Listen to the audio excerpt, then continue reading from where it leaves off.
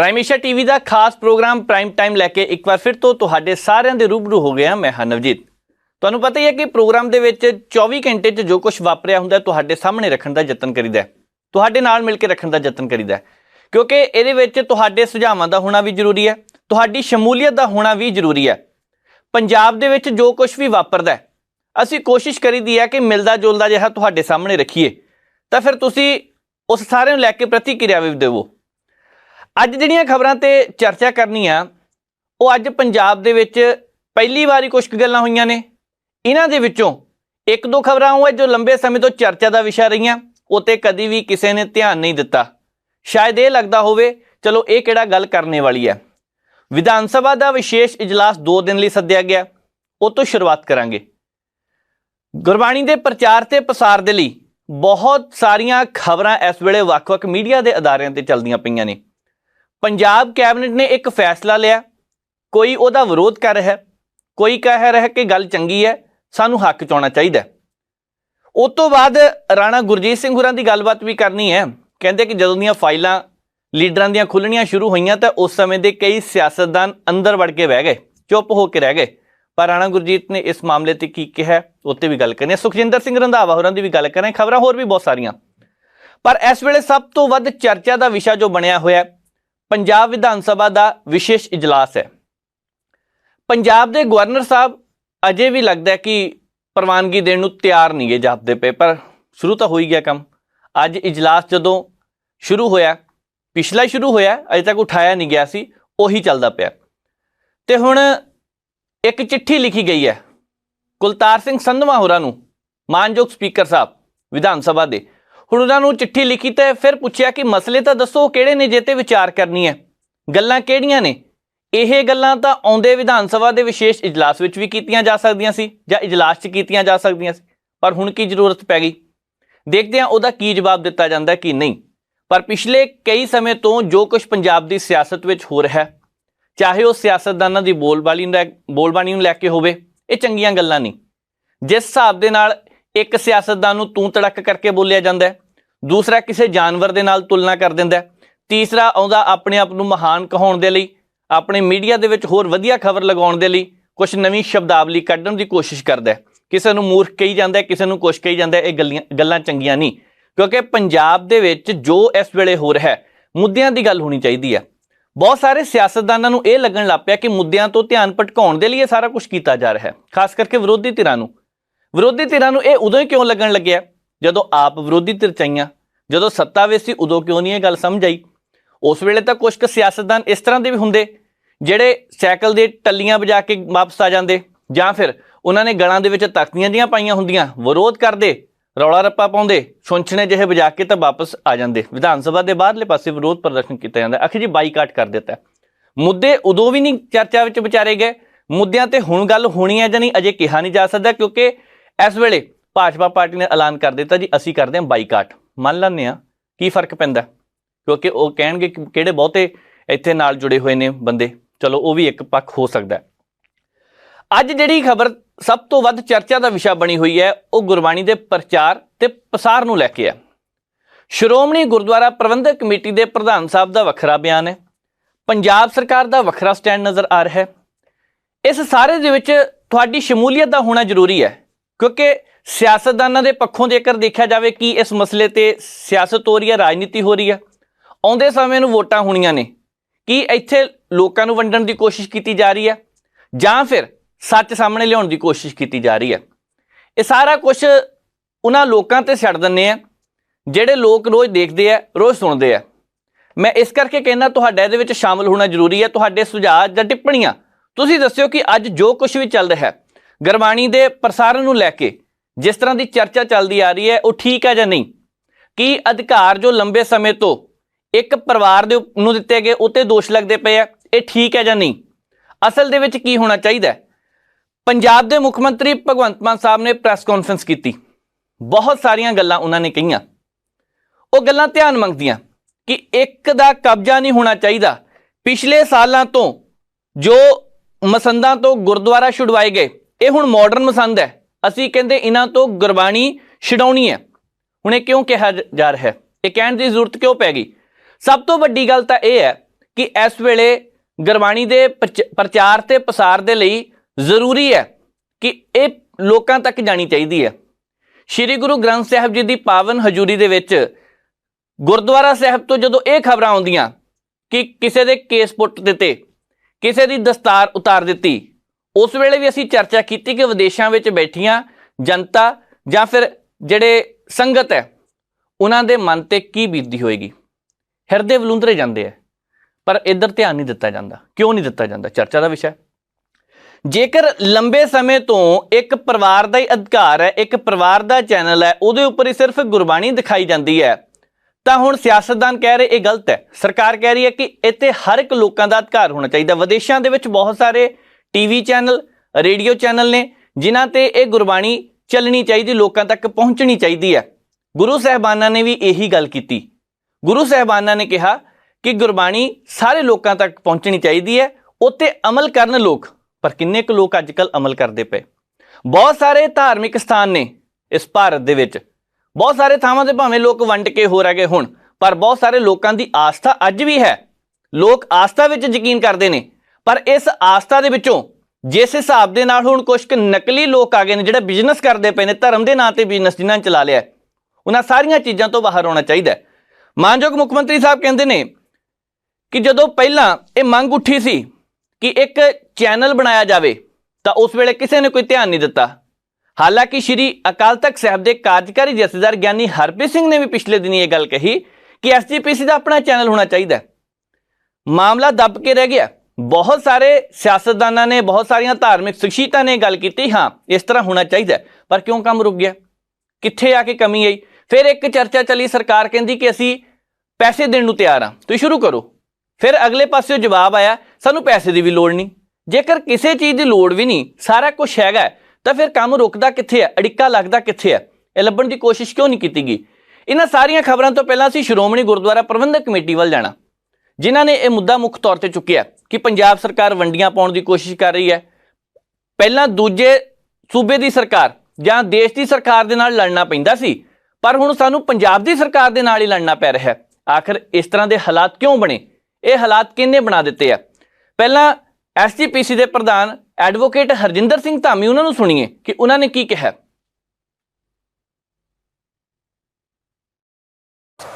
कल शाम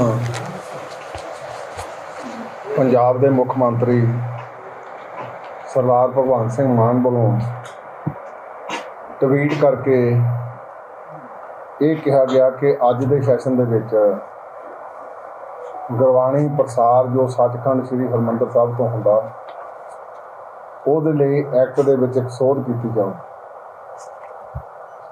ਮੈਨੂੰ ਦੁੱਖ ਵੀ ਆ ਤੇ ਮੈਨੂੰ ਤਰਸ ਵੀ ਆਉਂਦਾ। ਦੁੱਖ ਇਸ ਗੱਲ ਦਾ ਕਿ ਅੱਗੇ ਬਾਹਰਲੀਆਂ ਸਰਕਾਰਾਂ ਨਾਲ ਲੜਦੇ ਸੀ ਤੇ ਹੁਣ ਪੰਜਾਬ ਦੀ ਸਰਕਾਰ ਜਿਹੜੀ ਭਲੀ ਭਾਂਤ ਜਾਣਦੀ ਆ, ਉਹਦੇ ਨਾਲ ਸਾਨੂੰ ਇਹ ਰੂਬਰੂ ਹੋਣਾ ਪਿਆ। ਤਰਸ ਇਸ ਗੱਲ ਦਾ ਕਿ ਪੰਜਾਬ ਦੇ ਵਿੱਚ ਐਡਵੋਕੇਟ ਜਨਰਲ ਤੇ ਉਹਨਾਂ ਦੀ ਸਮੂਹਿਕ ਤੌਰ ਤੇ ਸਾਰੀ ਜਿੰਨੀ ਬਾਡੀ ਆ, ਉਹ ਭਲੀ ਭਾਂਤ ਕਾਨੂੰਨ ਦੇ ਚੰਗੀ ਤਰ੍ਹਾਂ ਵਾਕਫ ਆ ਤੇ ਘਾੜੇ ਆ ਕਾਨੂੰਨ ਦੇ। ਉਹਨਾਂ ਨੂੰ ਇਸ ਗੱਲ ਦਾ ਵੀ ਇਲਮ ਆ ਕਿ ਇਹ ਸੈਂਟਰਲ ਐਕਟ ਆ, ਇਹ ਸਟੇਟ ਸਬਜੈਕਟ ਨਹੀਂ ਗਾ। ਤੇ ਮੈਨੂੰ ਅਫਸੋਸ ਆ ਉਹਨਾਂ ਨੇ ਵੀ ਇਹਦੇ ਬਾਰੇ ਕੋਈ ਰਾਏ ਤੇ ਪ੍ਰਗਟਾਵਾ ਨਹੀਂ ਕੀਤਾ। ਜਿਹੜੀ ਇਸ ਐਕਟ ਦੇ ਵਿੱਚ ਅਮੈਂਡਮੈਂਟ ਕਰਨ ਦੀ ਗੱਲ ਆ, ਇਹ ਸਟੇਟ ਨੂੰ ਕੋਈ ਅਧਿਕਾਰ ਨਹੀਂ ਗਾ। ਉਹ ਕਾਨੂੰਨਨ ਤੌਰ ਦੇ ਉੱਤੇ ਬਿਲਕੁਲ ਬਾਹਰ ਆ, ਇਹਦੇ ਵਿੱਚ ਇਹ ਕੁਝ ਵੀ ਨਹੀਂ ਕਰ ਸਕਦੇ। ਦੂਸਰਾ ਇੱਕ ਮਸਲਾ ਵੱਡਾ ਗੰਭੀਰ ਆ ਕਿ ਇਹ ਗੁਰਬਾਣੀ ਦੀ ਲਾਈਵ ਟੈਲੀਕਾਸਟ ਆ। ਜੇ ਇਸ ਗੁਰਸ਼ਬਦ ਤੋਂ ਸਮੁੱਚੀ ਦੁਨੀਆ ਨੇ ਸੇਧ ਲੈਣੀ ਆ, ਇਹਦੇ ਉੱਤੇ ਕੋਈ ਵਿਵਾਦ ਖੜਾ ਕੀਤਾ ਜਾਵੇ, ਮੈਂ ਸਮਝਦਾ ਇਹ ਵੀ ਇੱਕ ਤਰਸਯੋਗ ਗੱਲ ਆ। ਇਹ ਮੈਂ ਸਨੇਬਰ ਤਾਂ ਬੇਨਤੀ ਕਰਨੀ ਚਾਹੁੰਦਾ, ਅੱਜ ਮੈਂ ਕਿਸੇ ਦੀ ਕੋਈ ਵਕਾਲਤ ਨਹੀਂ ਕਰਦਾ, ਪਰ ਕੋਈ ਬੰਦਾ ਬਾਂਹ ਖੜੀ ਕਰਕੇ ਕਹੇ ਕਿ ਜਿਹੜੀ ਅੱਜ ਲਾਈਵ ਚੱਲ ਰਹੀ ਉਹਦੇ ਵਿੱਚ ਕੋਈ ਇਹ ਕਾਨਾ ਲੈਂਦਾ ਉਹਨਾਂ ਕੋਲ, ਕੋਈ ਉਹਨੂੰ ਚਾਰਜ ਦੇਣੇ ਪੈਂਦੇ ਇਸ ਚੈਨਲ ਲਈ? ਜੇ ਬਾਕੀਆਂ ਲਈ ਦੇਣੇ ਪੈਂਦੇ, ਇਹਦੇ ਲਈ ਕੋਈ ਚਾਰਜ ਨਹੀਂ, ਫ੍ਰੀ ਆਫ ਕਾਸਟ ਆ। ਪਹਿਲਾਂ ਤਾਂ ਲੋਕਾਂ ਦੇ ਮਨਾਂ ਚੋਂ ਇਹ ਗੱਲ ਨਿਕਲ ਜਾਏ। ਇਹਨੂੰ ਬੜਾ ਵੱਡੇ ਪੱਧਰ ਤੇ ਛਾਲਿਆ ਜਾ ਰਿਹਾ, ਇਹਦਾ ਪੋਲੀਟੀਕਲ ਕਾਰਨ ਕਰ ਦਿੱਤਾ ਇਸ ਮੁੱਦੇ ਦਾ। ਇਹ ਧਾਰਮਿਕ ਗੱਲਾਂ ਆ ਭਗਵੰਤ ਮਾਨ ਜੀ, ਇਹਨਾਂ ਨੂੰ ਆਪਾਂ ਰਾਜਨੀਤਿਕ ਛਾਲੇ ਦੇ ਵਿੱਚ ਨਾ ਲਿਆਈਏ। ਇਹਦੇ ਤੇ ਆਪਾਂ ਰਾਜਨੀਤੀ ਕਰਾਂਗੇ ਫਿਰ ਮੇਰਾ ਖਿਆਲ ਹੈ ਆਪਾਂ ਅਵੇਸਲੇ ਰਹਾਂਗੇ। ਸੋ ਪਹਿਲੀ ਤਾਂ ਗੱਲ ਇਹ ਆ ਵੀ ਇਹ ਬਿਲਕੁਲ ਵਰਲਡ ਵਾਈਡ ਜਾ ਰਿਹਾ, ਉਹਦੇ ਵਿੱਚ ਕੋਈ ਪੈਸਾ ਕਿਸੇ ਕੋਲੋਂ ਨਹੀਂ ਲਿਆ ਜਾ ਰਿਹਾ। ਤੇ ਹੁਣ ਜਿਹੜਾ ਜੁਲਾਈ ਦੇ ਵਿੱਚ ਇਹ ਪੂਰਾ ਹੋ ਜਾਣਾ ਚੈਨਲ, ਦੇਖੋ ਦੋ ਤਰ੍ਹਾਂ ਨਾਲ ਪਹਿਲਾਂ ਸੀ ਭਈ ਇਹਨਾਂ ਦਾ ਜਨਮ ਸਿੱਧ ਅਧਿਕਾਰ ਆ, ਹੁਣ ਅਸੀਂ ਓਪਨ ਟੈਂਡਰ ਕੀਤੇ, ਹੁਣ ਅਸੀਂ ਓਪਨ ਟੈਂਡਰ ਨਹੀਂ ਹੋਣ ਦੇਣੇ। ਕੀ ਮੈਂ ਪੁੱਛਣਾ ਚਾਹੁੰਦਾ ਫਿਰ ਹੁਣ ਇਸ ਧਰਮ ਦੇ ਵਿੱਚ ਸਿੱਧੀ ਦਖਲਅੰਦਾਜ਼ੀ ਨਹੀਂ? ਕੀ ਲੋਕਾਂ ਦੂਜੀਆਂ ਸਰਕਾਰਾਂ ਨੂੰ ਕੋਸਦੇ ਆ ਤੇ ਫਿਰ ਹੁਣ ਸੱਚਖੰਡ ਦੇ ਵਿੱਚ ਇਹ ਅੰਮ੍ਰਿਤ ਗੁਰਬਾਣੀ ਦਾ ਪ੍ਰਸਾਰ ਜਾਣਾ ਤੇ ਹੁਣ ਤੁਸੀਂ ਤਾਂ ਸਿੱਧੀ ਆ ਕੇ, ਮੈਂ ਸਮਝਦਾ ਸਿੱਧੇ ਲਫ਼ਜ਼ਾਂ ਦੇ ਵਿੱਚ ਆ ਕੇ ਸਿੱਧੀ ਸ਼ੁਰੂਆਤ ਕਰ ਦਿੱਤੀ ਆ। ਇਦੋਂ ਵੱਡੀ ਦਖਲਅੰਦਾਜ਼ੀ ਹੋਰ ਕੀ ਹੋ ਸਕਦੀ ਆ ਕਿ ਇੱਕ ਧਾਰਮਿਕ ਮੁੱਦੇ ਨੂੰ ਰਾਜਨੀਤੀਕਰਨ ਕਰਕੇ ਜਿਹਦਾ ਕੋਈ ਅਧਿਕਾਰ ਵੀ ਨਹੀਂਗਾ ਉਹਨੂੰ ਆਪਾਂ ਅਸੈਂਬਲੀ ਦੇ ਵਿੱਚ ਲਿਜਾ ਰਹੇ ਹਾਂ। ਸੋ ਇਹ ਮੈਂ ਇਹਨਾਂ ਦੇ ਐਕਟ ਨੂੰ ਹਾਈਲੀ ਕੰਡੈਮ ਕਰਦਾ। ਨਾਲ ਇਹਨਾਂ ਨੂੰ ਇਹ ਵੀ ਕਹਿਣਾ ਚਾਹੁੰਦਾ ਕਿ ਇਹ 103 ਸਾਲ ਦੇ ਵਿੱਚ ਬੜੀਆਂ ਸਰਕਾਰਾਂ ਆਈਆਂ ਤੇ ਬੜੀਆਂ ਸਰਕਾਰਾਂ ਗਈਆਂ, ਕਿਸੇ ਨੇ ਹੀਹਾ ਨਹੀਂ ਕੀਤਾ। ਜੇ ਟੁੱਕ ਮਾਤਰ ਹੀਹਾ ਕਿਸੇ ਨੇ ਕੀਤਾ ਵੀ ਆ, ਉਹ ਕਰਨ ਤੋਂ ਬਾਅਦ ਫਿਰ ਉਹਨੂੰ ਆਪਣੇ ਪਛਤਾਵੇ ਦੇ ਹੰਝੂ ਜਿਹੜੇ ਵਹਾਉਣੇ ਪਏ। ਤੇ ਮੈਂ ਨਿਮਰਤਾ ਸਹਿਤ ਇਹਨੂੰ ਬੇਨਤੀ ਇਹਨਾਂ ਨੂੰ ਕਰਦਾ, ਮੁੱਖ ਮੰਤਰੀ ਸਾਹਿਬ ਨੂੰ, ਦਿੱਲੀ ਦੇ ਤੁਹਾਡੇ ਪ੍ਰਧਾਨ ਕੇਜਰੀਵਾਲ, ਸ਼੍ਰੀ ਅਰਵਿੰਦ ਕੇਜਰੀਵਾਲ, ਉਹਨਾਂ ਦੇ ਸੂਬੇਦਾਰ ਨਾ ਬਣੋ। ਤੁਸੀਂ ਪੰਜਾਬ ਦੇ ਮੁੱਖ ਮੰਤਰੀ ਆ ਤੇ ਪੰਜਾਬ ਦੇ ਮੁੱਖ ਮੰਤਰੀ ਨੇ ਪੰਜਾਬ ਦੇ ਡਿਵੈਲਪਮੈਂਟ ਤੇ ਹੋਰ ਕਾਰਜਾਂ ਦੇ ਵਿੱਚ ਤਵੱਕੋ ਦੇਣੀ ਆ। ਧਰਮ ਦੇ ਵਿੱਚ ਗੁਰਬਾਣੀ ਦੀ ਚਿੰਤਾ ਨਾ ਕਰੋ। ਇਹ ਛੇਤੀ ਤੁਹਾਨੂੰ ਇਹਦਾ ਫਰੂਟਫੁਲ ਐਕਟ ਜਿਹੜਾ ਸਾਹਮਣੇ ਆ ਜਾਊਗਾ, ਕਿਉਂਕਿ ਇੱਕ ਧਿਰ ਬਣ ਕੇ ਅਸੀਂ ਨਾ ਹੈ ਤੇ ਨਾ ਅਸੀਂ ਧਿਰ ਬਣਨਾ। ਅਸੀਂ ਤਾਂ ਉਹ ਗੱਲ ਕਰਾਂਗੇ ਜਿਹੜੀ ਗੱਲ ਲੋਕਾਂ ਤੱਕ ਪਹੁੰਚਾਉਣ ਲਈ ਸਾਰਥਕ ਤੌਰ ਤੇ ਉਹ ਸਾਡੇ ਨਾਲ ਚੱਲੇ। ਸੋ ਹਰਜਿੰਦਰ ਸਿੰਘ ਧਾਮੀ ਹੋਰਾਂ ਨੇ ਪ੍ਰੈਸ ਕਾਨਫਰੰਸ ਵਿੱਚ ਬਹੁਤ ਸਾਰੀਆਂ ਗੱਲਾਂ ਕੀਤੀਆਂ, ਪਰ ਇੱਕ ਗੱਲ ਇਹ ਵੀ ਹੈ ਕਿ 2012 ਦੇ ਵਿੱਚ 11-12 ਦੀ ਗੱਲ ਹੈ, ਅੰਕੜਾ ਸਾਲ ਮੈਨੂੰ ਪੱਕਾ ਨਹੀਂ ਪਤਾ, ਹੋ ਸਕਦਾ 11 ਹੋਵੇ ਜਾਂ 12 ਹੋਵੇ, ਗੱਲ ਉਦੋਂ ਦੀ ਹੈ। ਉਸ ਵੇਲੇ ਇੱਕ ਚੈਨਲ ਨੇ ਜਦੋਂ ਨਿੱਜੀ ਚੈਨਲ ਦੇ ਤੌਰ ਤੇ ਗੁਰਬਾਣੀ ਦੇ ਅਧਿਕਾਰ ਖਰੀਦੇ ਤਾਂ ਉਸ ਤੋਂ ਬਾਅਦ ਲੰਬਾ ਸਮਾਂ ਇੱਕ ਪਰਿਵਾਰ ਦੇ ਇੱਕ ਚੈਨਲ ਦੇ ਕੋਲ ਇਹ ਅਧਿਕਾਰ ਰਹੇ। ਫਿਰ ਜਦੋਂ ਇਹ ਗੱਲ ਕਹੀ ਗਈ ਕਿ ਭਾਈ ਹੁਣ ਜ਼ਰੂਰਤ ਹੈ ਟੈਂਡਰ ਕੱਢਣ ਦੀ, ਤਾਂ ਜੇਕਰ ਟੈਂਡਰ ਕੱਢੇ ਜਾਣੇ ਸੀ ਤਾਂ ਫਿਰ ਕੀ ਗੁਰਬਾਣੀ ਦੀ ਕੱਲ੍ਹ ਨੂੰ ਬੋਲੀ ਲੱਗਦੀ? ਕੀ ਕੱਲ੍ਹ ਨੂੰ ਕਿ ਆਉਂਦਾ ਸਾਨੂੰ 5 ਕਰੋੜ 10 ਕਰੋੜ 20 ਕਰੋੜ 50 ਕਰੋੜ 100 ਕਰੋੜ ਜਿੰਨੇ ਤੱਕ ਵੀ ਜਾਂਦਾ, ਫਿਰ ਤਾਂ ਇੱਕ ਬੋਲੀ ਵਾਲਾ ਹਿਸਾਬ ਵੀ ਹੋ ਸਕਦਾ ਸੀ ਕਿ ਇਹ ਚੰਗੀ ਗੱਲ ਹੈ। ਅੱਜ ਪੰਜਾਬ ਦੇ ਲੋਕਾਂ ਦੇ ਮੂਹਰੇ ਸਵਾਲ ਹੈ, ਤੁਹਾਡੇ ਸਾਰਿਆਂ ਦੇ ਮੂਹਰੇ ਇੱਕ ਸਵਾਲ ਹੈ, ਸਿਆਸਤਦਾਨ ਕੀ ਕਹਿੰਦੇ ਨੇ, ਸਿਆਸਤਦਾਨਾਂ ਦਾ ਨਜ਼ਰੀਆ ਕੀ ਅਸੀਂ ਇੱਕ ਪਾਸੇ ਰੱਖ ਦਿੰਦੇ ਹਾਂ। ਉਹ ਵੋਟਾਂ ਬਟੋਰਨ ਦੀ ਰਾਜਨੀਤੀ ਕਰ ਰਹੇ ਨੇ, ਉਹ ਧਾਰਮਿਕ ਮਸਲਿਆਂ ਦੇ ਵਿਚਕਾਰ ਲੋਕਾਂ ਨੂੰ ਉਲਝਾ ਰਹੇ ਨੇ, ਅਸੀਂ ਇੱਧਰ ਵੀ ਜ਼ਿਕਰ ਨਹੀਂ ਕਰਦੇ। ਪਰ ਇੰਨਾ ਜ਼ਰੂਰ ਹੈ ਕਿ ਇਹ ਸਾਰਾ ਕੁਝ ਲੋਕਤੰਤਰ ਦੇ ਵਿੱਚ ਜੋ ਕੁਝ ਵੀ ਹੋ ਰਿਹਾ ਹੈ, ਲੋਕਾਂ ਦਾ ਅਧਿਕਾਰ ਹੈ ਸੋਚਣਾ। ਤਾਂ ਫਿਰ ਜਦੋਂ ਇਹ ਗੱਲ ਨਿਕਲਦੀ ਹੈ ਕਿ 11 ਸਾਲ ਵਾਸਤੇ ਇੱਕ ਪਰਿਵਾਰ ਨੂੰ ਇਹ ਅਧਿਕਾਰ ਦਿੱਤੇ ਗਏ ਤਾਂ ਸੁਭਾਵਿਕ ਸੀ ਰੌਲਾ ਉਦੋਂ ਵੀ ਪੈਣਾ। ਮਾਨ ਸਾਹਿਬ ਦੀ ਗੱਲ ਕਰੀਏ ਤਾਂ ਉਹਨਾਂ ਨੇ ਸੁਪਰੀਮ ਕੋਰਟ ਦੇ ਇੱਕ ਕੇਸ ਦਾ ਫੈਸਲੇ ਦਾ ਹਵਾਲਾ ਦਿੱਤਾ। ਉਹ ਕਹਿੰਦੇ ਨੇ ਕਿ ਸੁਪਰੀਮ ਕੋਰਟ ਦਾ ਇੱਕ ਹੁਕਮ ਹੈ ਕਿ ਜਦੋਂ ਹਰਿਆਣਾ 'ਚ ਸਿੱਖ ਗੁਰਦੁਆਰਾ ਪ੍ਰਬੰਧਕ ਕਮੇਟੀ ਬਣਾਈ ਗਈ ਤਾਂ ਉਸ ਵੇਲੇ ਮਸਲਾ ਸਿਖਰਲੀ ਅਦਾਲਤ ਵਿੱਚ ਗਿਆ ਕਿ ਇਹ ਸਟੇਟ ਦਾ ਅਧਿਕਾਰ ਹੈ, ਇੰਟਰਸਟੇਟ ਐਕਟ ਹੈ। ਹੁਣ ਮਾਨ ਸਾਹਿਬ ਕਹਿੰਦੇ ਕਿ ਨਹੀਂ, ਸਿਖਰਲੀ ਅਦਾਲਤ ਨੇ ਕਿਹਾ ਕਿ ਇਹਦੇ ਵਿੱਚ ਸਟੇਟ ਦਾ ਅਧਿਕਾਰ ਹੈ, ਸਟੇਟ ਕਾਨੂੰਨ ਦੇ ਤਹਿਤ ਕੰਮ ਸਾਰਾ ਕੁਝ ਹੋ ਸਕਦਾ ਹੈ। ਤੇ ਹੁਣ ਕਿਹਾ ਜਾ ਰਿਹਾ ਹੈ ਕਿ ਜਿਹੜੀ ਗੱਲ ਸਿੱਖ ਗੁਰਦੁਆਰਾ ਐਕਟ 1925 ਹੈ ਉਹ 'ਚ ਕੁਛ ਕੁ ਬਦਲਾਅ ਕਰ ਦੇਣੇ ਨੇ। ਮਾਨ ਸਾਹਿਬ ਕਹਿੰਦੇ ਇਦਾਂ ਦੀ ਕੋਈ ਗੱਲ ਨਹੀਂ, ਮੈਂ ਕਿਹੜਾ ਕਿਸੇ ਸਰਕਾਰੀ ਕੰਪਨੀ ਨੂੰ ਜਾਂ ਕਿਸੇ ਅਦਾਰੇ ਨੂੰ ਇਹ ਦੇਣ ਲੱਗਿਆ ਅਧਿਕਾਰ। ਹੁਣ ਇਹ ਵੀ ਨਹੀਂਗਾ ਕਿ ਕਿਸੇ ਨਿੱਜੀ ਅਧਿਕਾਰ ਨੂੰ ਚੈਨਲ ਨੂੰ ਅਧਿਕਾਰ ਦਿੱਤੇ ਜਾਣ। ਤੇ ਫਿਰ ਗੱਲ ਕੀ ਹੈ, ਉਹ ਇਹ ਮੰਗ ਕੀਤੀ ਜਾ ਰਹੀ ਹੈ ਕਿ ਦੇਸ਼ਾਂ ਵਿਦੇਸ਼ਾਂ ਦੇ ਵਿੱਚ ਜਿੰਨੇ ਵੀ ਰੇਡੀਓ ਚੈਨਲ ਨੇ, ਟੀਵੀ ਚੈਨਲ ਨੇ, ਪੰਜਾਬ ਦੇ ਵਿੱਚ ਨੇ, ਸਾਰਿਆਂ ਨੂੰ ਅਧਿਕਾਰ ਦਿੱਤੇ ਜਾਣ। ਅੱਧਾ ਘੰਟਾ ਪਹਿਲਾਂ ਬ੍ਰੇਕ ਕੋਈ ਨਹੀਂ ਹੋਣੀ, ਐਡਵਰਟਾਈਜ਼ਮੈਂਟ ਕੋਈ ਨਹੀਂ ਹੋਣੀ, ਤੇ ਅੱਧਾ ਘੰਟਾ ਬਾਅਦ ਕਿਸੇ ਤਰ੍ਹਾਂ ਦਾ ਕੋਈ ਇਸ਼ਤਿਹਾਰ ਰੇਡੀਓ ਤੇ ਟੀਵੀ ਤੇ ਨਹੀਂ ਚੱਲੇਗਾ ਜਦੋਂ ਗੁਰਬਾਣੀ ਚੱਲਣੀ ਆ। ਪਹਿਲੀ ਨਜ਼ਰ ਦੇਖੀਏ ਤਾਂ ਹੋ ਸਕਦਾ ਬਹੁਤ ਸਾਰੇ ਲੋਕ ਇਸ ਫੈਸਲੇ ਦਾ ਸਵਾਗਤ ਕਰਨ। ਹੋ ਸਕਦਾ ਕਿ ਬਹੁਤ ਸਾਰੇ ਲੋਕ ਕਹਿਣ ਕਿ ਇਹ ਫੈਸਲਾ ਚੰਗਾ ਜਾਪਦਾ ਹੈ, ਪਰ ਇੱਥੇ ਵੀ ਕਈਆਂ ਨੂੰ ਲੱਗਣਾ ਕਿ ਤੇ ਸਿਆਸੀਕਰਨ ਕੀਤਾ ਜਾ ਰਿਹਾ। ਹੋ ਸਕਦਾ ਹੋਵੇ, ਉਹਨੂੰ ਪਾਸੇ ਰੱਖੋ। ਪਰ ਜੇਕਰ ਇਹ ਗੱਲ ਕਹੀ ਜਾ ਰਹੀ ਹੈ ਕਿ ਅਧਿਕਾਰ ਸਾਰਿਆਂ ਨੂੰ ਮਿਲਣੇ ਚਾਹੀਦੇ ਹੈ, ਤਾਂ ਉਹਦਾ ਮਤਲਬ ਇਹ ਹੈ ਕਿ ਇਸ ਵੇਲੇ ਕੋਈ ਇੱਕ ਅਧਿਕਾਰ ਨਹੀਂ ਗਾ, ਇੱਥੇ ਸਾਰੇ ਮਿਲ ਜੁਲ ਕੇ ਗੁਰਬਾਣੀ ਦੇ ਪ੍ਰਚਾਰ ਤੇ ਪ੍ਰਸਾਰ ਦੇ ਲਈ ਕੰਮ ਕਰਦੇ। ਤੇ ਅਸਲ ਦੇ ਵਿੱਚ ਹੋਣਾ ਵੀ ਇਹੀ ਚਾਹੀਦਾ। ਅਸਲ ਦੇ ਵਿੱਚ ਇਸੇ ਤਰ੍ਹਾਂ ਚਾਹੀਦਾ। ਜੇਕਰ ਲੰਬੇ ਸਮੇਂ ਤੋਂ ਵਿੱਚ ਆ ਕੇ ਬੰਦੇ ਕੋਈ ਕਬਜ਼ਾ ਕਰ ਲੈਣ ਜਾਂ ਫਿਰ ਪੈਸੇ ਕਮਾਉਣ ਦੀ ਕੋਸ਼ਿਸ਼ ਕਰਨ, ਰੌਲਾ ਤਾਂ ਵਧਣਾ। ਪੰਜਾਬ ਦੇ ਮੁੱਖ ਮੰਤਰੀ ਸਾਹਿਬ ਇਸ ਮਸਲੇ ਤੇ ਕੀ ਕਹਿੰਦੇ ਨੇ? ਉਹਨਾਂ ਨੇ ਆਪਣੀ ਸਫਾਈ ਦੇ ਰੂਪ ਦੇ ਵਿੱਚ ਉਹਨਾਂ ਨੇ ਕਾਨੂੰਨੀ ਤੌਰ ਤੇ ਉਹਨਾਂ ਨੇ ਅਦਾਲਤ ਦੇ ਫੈਸਲੇ ਦਾ ਸਾਰਾ ਕੁਝ ਜ਼ਿਕਰ ਕਰੀਏ ਜ਼ਿਕਰ ਤਾਂ ਕੀ ਕਿਹਾ, ਆਓ ਦੇਖਦੇ ਹਾਂ। ਜਦੋਂ ਹਰਿਆਣੇ 'ਚ ਗੁਰਦੁਆਰਾ ਪ੍ਰਬੰਧਕ ਕਮੇਟੀ ਬਣ ਰਹੀ ਸੀ ਤਾਂ ਪੰਜਾਬ ਵਾਲੀ ਗੁਰਦੁਆਰਾ ਪ੍ਰਬੰਧਕ ਕਮੇਟੀ, ਸ਼੍ਰੋਮਣੀ ਗੁਰਦੁਆਰਾ ਪ੍ਰਬੰਧਕ ਕਮੇਟੀ ਗਈ ਤੇ ਉਹਨਾਂ ਨੇ ਕਿਹਾ ਜੀ ਇਹ ਤਾਂ ਇੰਟਰਸਟੇਟ ਐਕਟ ਹੈ, ਇਹ ਸਟੇਟ ਕਿਵੇਂ ਬਣਾ ਸਕਦੀ ਹੈ? ਅਸੀਂ ਬਣਾ ਸਕਦੇ ਹਾਂ। ਸੁਪਰੀਮ ਕੋਰਟ ਨੇ ਕਲੀਅਰ ਕਰਤਾ it is not A interstate act, it is a state act. Haryana ਆਪਣੀ ਬਣਾ ਸਕਦਾ, ਦਿੱਲੀ ਦੀ ਆਪਣੀ ਹੈਗੀ ਹੈ ਪਹਿਲਾਂ ਹੀ, ਪੰਜਾਬ ਆਪਣੀ ਬਣਾ। ਸਟੇਟ ਐਕਟ ਹੈ ਜੀ ਇਹ। ਜੇ ਧਾਮੀ ਸਾਹਿਬ ਸੁਣਦੇ ਹੋਣ ਤਾਂ ਸਟੇਟ ਐਕਟ ਹੈ ਸਾਰੇ, ਤੁਸੀਂ ਵਕੀਲ ਹੋ। ਹੈਰਾਨੀ ਹੈ ਮੈਨੂੰ, ਅੱਜ ਸਵੇਰ ਦੇ ਲੱਗੇ ਪਏ ਨੇ ਕੇਂਦਰੀ ਐਕਟ ਹੈ। ਨਾ ਕੇਂਦਰ ਫੈਸਲਾ ਲਵੇ, ਨਾਲੇ ਤਾਂ ਕਹਿੰਦੇ ਅਨੰਦਪੁਰ ਸਾਹਿਬ ਦੇ ਮਤੇ 'ਚ ਸਾਰੇ ਫੈਸਲੇ ਕਹਿੰਦੇ ਪੰਜਾਬ ਲਵੇ। ਮੈਨੂੰ ਕਹਿੰਦੇ ਨੇ ਫੈਸਲੇ ਸਾਰੇ ਦਿੱਲੀ ਤੋਂ ਆਉਂਦੇ ਨੇ, ਹੁਣ ਕਹਿੰਦੇ ਨੇ ਇਹ ਦਿੱਲੀ ਫੈਸਲਾ ਲਵੇ, ਇੱਥੇ ਨਾ ਕਰੋ। ਜਿੱਦੇ ਤਾਂ ਇਹਨਾਂ ਨੂੰ ਫਾਇਦਾ ਹੁੰਦਾ ਹੋਵੇ ਉਹਦੇ ਦਿੱਲੀ ਫੈਸਲਾ ਕਰ ਲੇ, ਜਿੱਦੇ ਇਹਨਾਂ ਨੂੰ ਕੋਈ ਨੁਕਸਾਨ ਹੁੰਦਾ ਹੋਵੇ ਉਹਦੇ ਭਗਵੰਤ ਮਾਨ ਮਾੜਾ ਹੋ ਗਿਆ। ਹੁਣ ਕਿਉਂਕਿ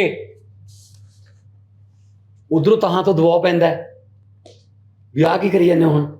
ਪਹਿਲਾਂ ਟੈਂਡਰਾਂ ਦੀ ਗੱਲ ਤਾਂ ਮੰਨੇ ਨਾ, ਇਹਦਾ ਮਤਲਬ ਟੈਂਡਰ ਪਹਿਲਾਂ ਤਾਂ ਹੁੰਦੇ ਨਹੀਂ ਸੀ, ਟੈਂਡਰਾਂ ਤੇ ਆ ਗਏ। ਹੁਣ ਟੈਂਡਰਾਂ ਦੇ ਵਿੱਚ ਵੀ ਕੋਈ ਲੈ ਜਾਊਗਾ ਜੀ, ਅਮੀਰ ਬੰਦਾ ਆ ਕੇ ਬੋਲੀ ਲਾਉਣਗੇ ਗੁਰਬਾਣੀ ਦੀ, ਜੀ ਗੁਰੂ ਨਾਨਕ ਸਾਹਿਬ ਦੀ ਸੱਚੀ ਗੁਰਬਾਣੀ ਦੀ ਬੋਲੀ ਲਾਉਣਗੇ ਟੈਂਡਰ ਬੁਲਾ ਕੇ।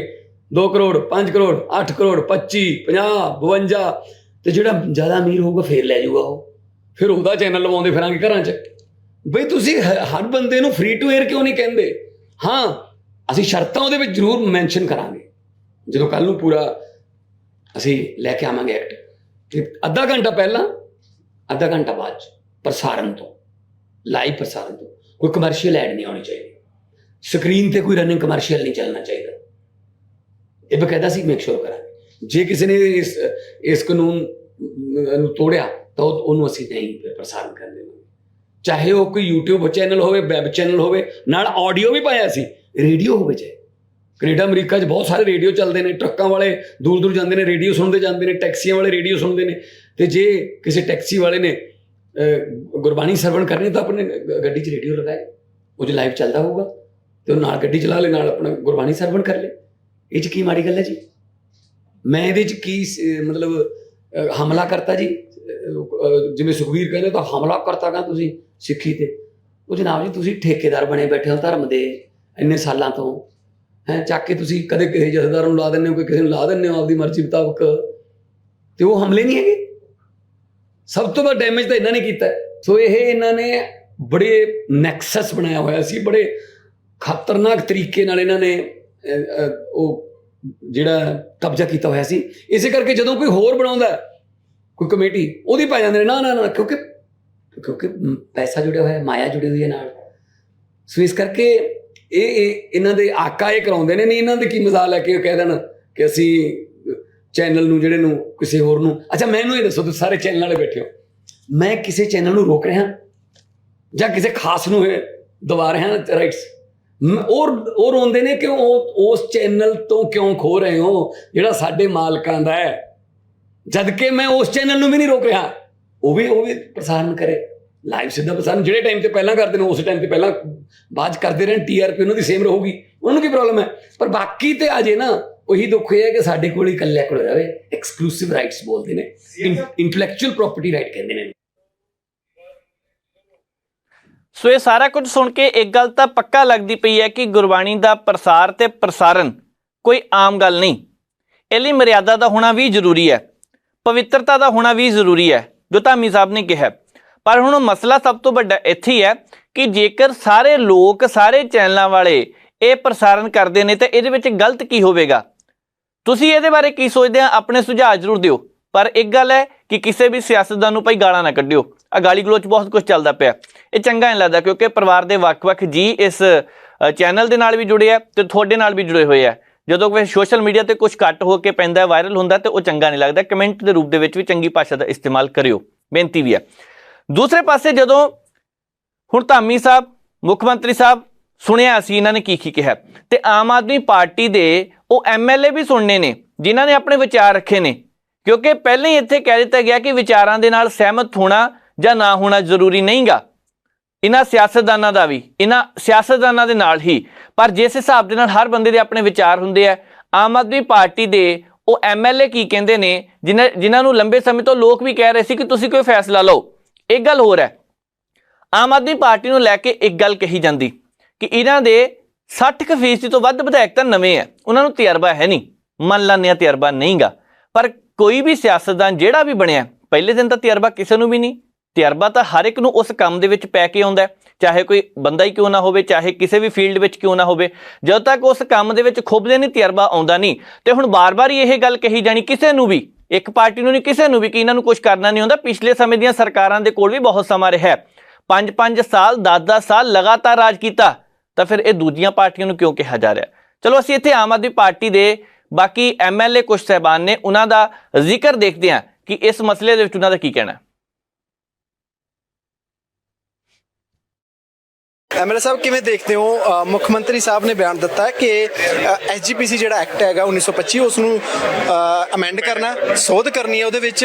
ਕਿਸ ਤਰੀਕੇ ਨਾਲ ਦੇਖਦੇ ਹੋ ਇਸ ਫੈਸਲੇ ਨੂੰ? ਹਾਲਾਂਕਿ ਵਿਰੋਧੀ ਪਾਰਟੀਆਂ ਕਹਿ ਰਹੇ ਨੇ ਕਿ ਇਸ ਫੈਸਲੇ ਦੇ ਵਿੱਚ ਕੋਈ ਇਹਨੂੰ ਚੈਲੰਜ ਹੋ ਜਾਏਗਾ ਤੇ ਇਹਦੇ ਵਿੱਚ ਕੁਝ ਵੀ ਜਿਹੜੀ ਠੋਸ ਉਹ ਨਹੀਂ ਹੈਗਾ। ਵੇਖੋ ਅਸੀਂ ਕੰਮ ਕਰਨਾ ਪੰਜਾਬ ਵਾਸਤੇ, ਸੋ ਜਿਹੜੀ ਗੁਰਬਾਣੀ ਆ ਸਾਰਿਆਂ ਦੀ ਸਾਂਝੀ ਹੈ। ਜੇ ਅਮੈਂਡਮੈਂਟ ਕਰਕੇ ਉਹਦੇ ਵਿੱਚ ਐਕਟ ਦੇ ਵਿੱਚ ਉਹ ਹਰ ਇੱਕ ਚੈਨਲ ਹਰ ਇੱਕ ਘਰ ਵਿੱਚ ਪਹੁੰਚ ਸਕਦੀ ਹੈ, ਤਾਂ ਉਹਦੇ 'ਚ ਗਲਤ ਕੀ ਹੈ? ਸੋ ਦੇਖੋ ਸਾਡਾ ਕੰਮ ਹੈਗਾ ਸਹੀ ਕੰਮ ਨੂੰ ਕਰਨਾ। ਗਾਂਹ ਕੋਈ ਚੈਲੰਜ ਕਰੂਗਾ, ਕੁਛ ਕਰੂਗਾ, ਉਹ ਗਾਂਹ ਵੇਖਿਆ ਜਾਊਗਾ। ਖਹਿਰਾ ਸਾਹਿਬ ਕਹਿੰਦੇ ਕਿ ਗੁਰਬਾਣੀ ਦਾ ਮੋਢਾ ਵਰਤ ਕੇ ਬਾਦਲਾਂ ਨਾਲ ਲੜਾਈ ਲੈ ਰਹੇ ਨੇ, ਤੇ ਸਿੱਧੇ ਤੌਰ ਤੇ ਉੱਤੇ ਲੜਾਈ ਲਵੋ ਤੇ ਗੁਰਬਾਣੀ ਦਾ ਮੋਢਾ ਨਾ ਵਰਤੋ। ਵੇਖੋ ਬਾਦਲਾਂ ਨਾਲ ਲੜਾਈ ਲੈਣ ਦੀ ਕੀ ਲੋੜ ਹੈ ਜੀ? ਜਾਣੇ 3 ਰਹਿ ਗਏ ਜੀ ਉਹ ਵਿੱਚ, ਐਵੇਂ ਬੇਤੁਕੀਆਂ ਗੱਲਾਂ ਨੇ। ਖਹਿਰਾ ਸਾਹਿਬ ਤਾਂ ਬਹੁਤ ਕੁਛ ਕਹਿੰਦੇ ਆ, ਖਹਿਰਾ ਸਾਹਿਬ ਤਾਂ ਮੈਨੂੰ ਵੀ ਕਹੀ ਜਾਂਦੇ ਸੀਗੇ ਵੀ ਫੋਰਚੂਨਰ ਲਈ ਹੈ। ਹੁਣ ਇੱਥੇ ਖੜੇ ਹੋਣੇ, ਪੁੱਛੋ ਮਾੜਾ ਜਿਹਾ ਉਹਨਾਂ ਨੂੰ ਕੁਐਸਚਨ, ਇਹੀ ਸਵਾਲ ਵੀ ਜਵਾਬ ਤੁਹਾਡੇ ਸਾਹਮਣੇ ਹੋਣਗੇ, ਤੁਸੀਂ ਅੰਦਰ ਪੁੱਛ ਸਕਦੇ ਹੋ। ਮੈਂ ਤਾਂ ਪੁੱਛੂੰਗਾ ਹੀ ਪੁੱਛੂੰਗਾ, ਜੇ ਬੋਲਣਗੇ ਤਾਂ ਮੈਂ ਪੁੱਛੂੰਗਾ। ਗੱਲ ਹੀ ਨਹੀਂ ਕਰਦੇ ਉਸ ਗੱਲ ਤੇ, ਉਹ ਖੜੇ ਆ ਸਾਹਮਣੇ, ਪੁੱਛ ਲਓ, ਪੁੱਛੋ ਤਾਂ ਸਹੀ ਵੀ ਉਹਨਾਂ ਦੀ ਗੱਡੀ ਦਾ ਕੀ ਬਣਿਆ ਜੀ ਜਿਹੜੀ ਕੈਸ਼ ਤੇ ਲਈ ਸੀ, ਤੁਹਾਨੂੰ ਦੱਸ ਦੇਣਗੇ ਜਵਾਬ। ਖਹਿਰਾ ਸਾਹਿਬ ਦੀਆਂ ਗੱਲਾਂ ਦਾ ਕੋਈ ਜਵਾਬ ਨਹੀਂ। ਅਮਰਤਪਾਲ ਸਿੰਘ ਸੁਖਾਨੰਦ ਜੀ ਆਏ ਨੇ। MLA ਸਾਹਿਬ ਕਿਵੇਂ ਦੇਖਦੇ ਹੋ, ਸਰਕਾਰ ਕਹਿ ਰਹੀ ਹੈ ਕਿ SGPC 1925 ਵਾਲਾ ਐਕਟ ਹੈ ਉਸ ਨੂੰ ਅਸੀਂ ਸੋਧ ਕਰ ਦੇਣੇ ਹੈਗੇ। ਅਕਾਲੀ ਦਲ ਕਹਿ ਰਿਹਾ ਹੈਗਾ ਕਿ ਸਿੱਧਾ ਧਰਮ ਦੇ ਉੱਤੇ ਹਮਲਾ, ਇਹਨੂੰ ਸਿੱਧੇ ਤੌਰ ਤੇ ਉੱਤੇ ਕਿਹਾ ਜਾ ਸਕਦਾ ਹੈ। ਤੁਸੀਂ ਕੀ ਮੰਨਦੇ ਹੋ ਕਿ ਸਿੱਧੇ ਤੌਰ ਦੇ ਉੱਤੇ ਹੁਣ ਤੁਸੀਂ ਠਾਣ ਲਿਆ ਕਿ ਜਿਸ ਤਰੀਕੇ ਦੇ ਨਾਲ ਉਹ ਰਾਜਨੀਤੀ ਕਰਦੇ ਉਸ ਤਰੀਕੇ ਨਾਲ ਤੁਸੀਂ ਰਾਜਨੀਤੀ ਕਰਨੀ?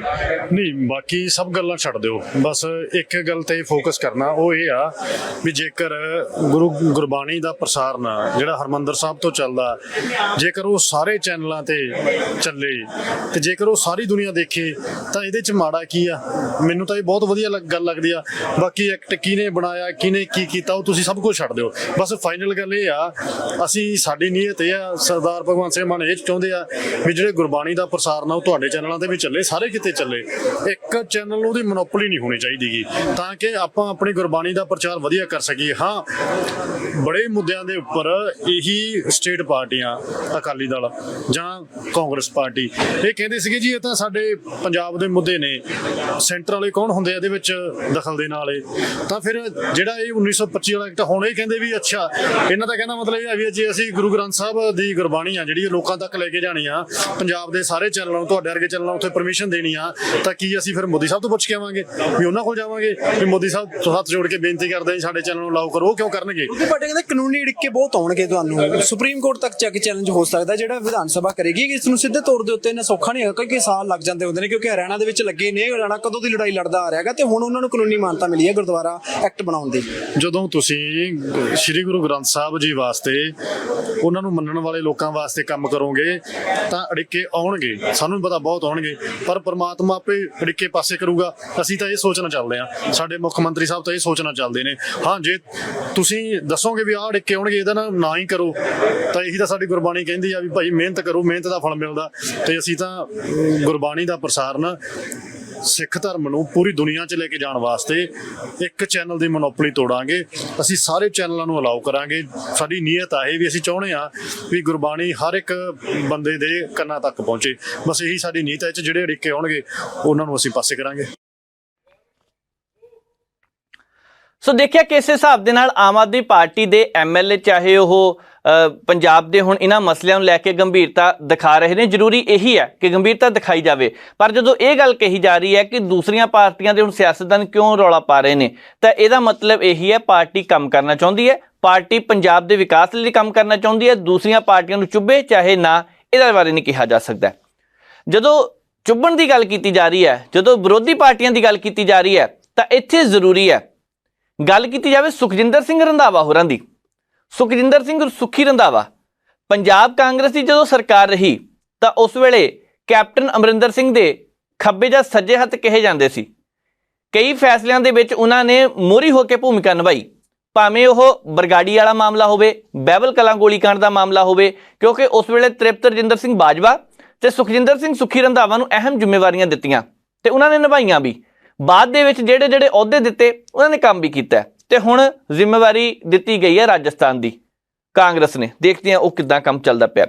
ਪਰ ਇੱਥੇ ਸੁਖਜਿੰਦਰ ਸਿੰਘ ਸੁੱਖੀ ਰੰਧਾਵਾ ਹੋਰਾਂ ਨੇ ਕਾਂਗਰਸ ਦੀ ਸਰਕਾਰ ਵੇਲੇ ਜਦੋਂ ਵਿਧਾਨ ਸਭਾ ਦੇ ਵਿੱਚ ਇੱਕ ਮਤਾ ਪਾਸ ਕੀਤਾ ਗਿਆ, ਜਦੋਂ ਕੈਪਟਨ ਅਮਰਿੰਦਰ ਸਿੰਘ ਦੀ ਸਰਕਾਰ ਸੀ, ਉਸ ਵੇਲੇ ਵੀ ਇਹ ਮੁੱਦਾ ਉੱਠਿਆ, ਪਰ ਉਸ ਵੇਲੇ ਵੀ ਕੋਈ ਗੱਲ ਕਿਸੇ ਤਣਪਤ ਨੇ ਲੱਗੀ ਨਹੀਂ। ਉਸ ਵੇਲੇ ਵੀ ਉਧਰ ਧਿਆਨ ਦੇਣ ਦੀ ਕਿਸੇ ਨੇ ਕੋਸ਼ਿਸ਼ ਨਹੀਂ ਕੀਤੀ।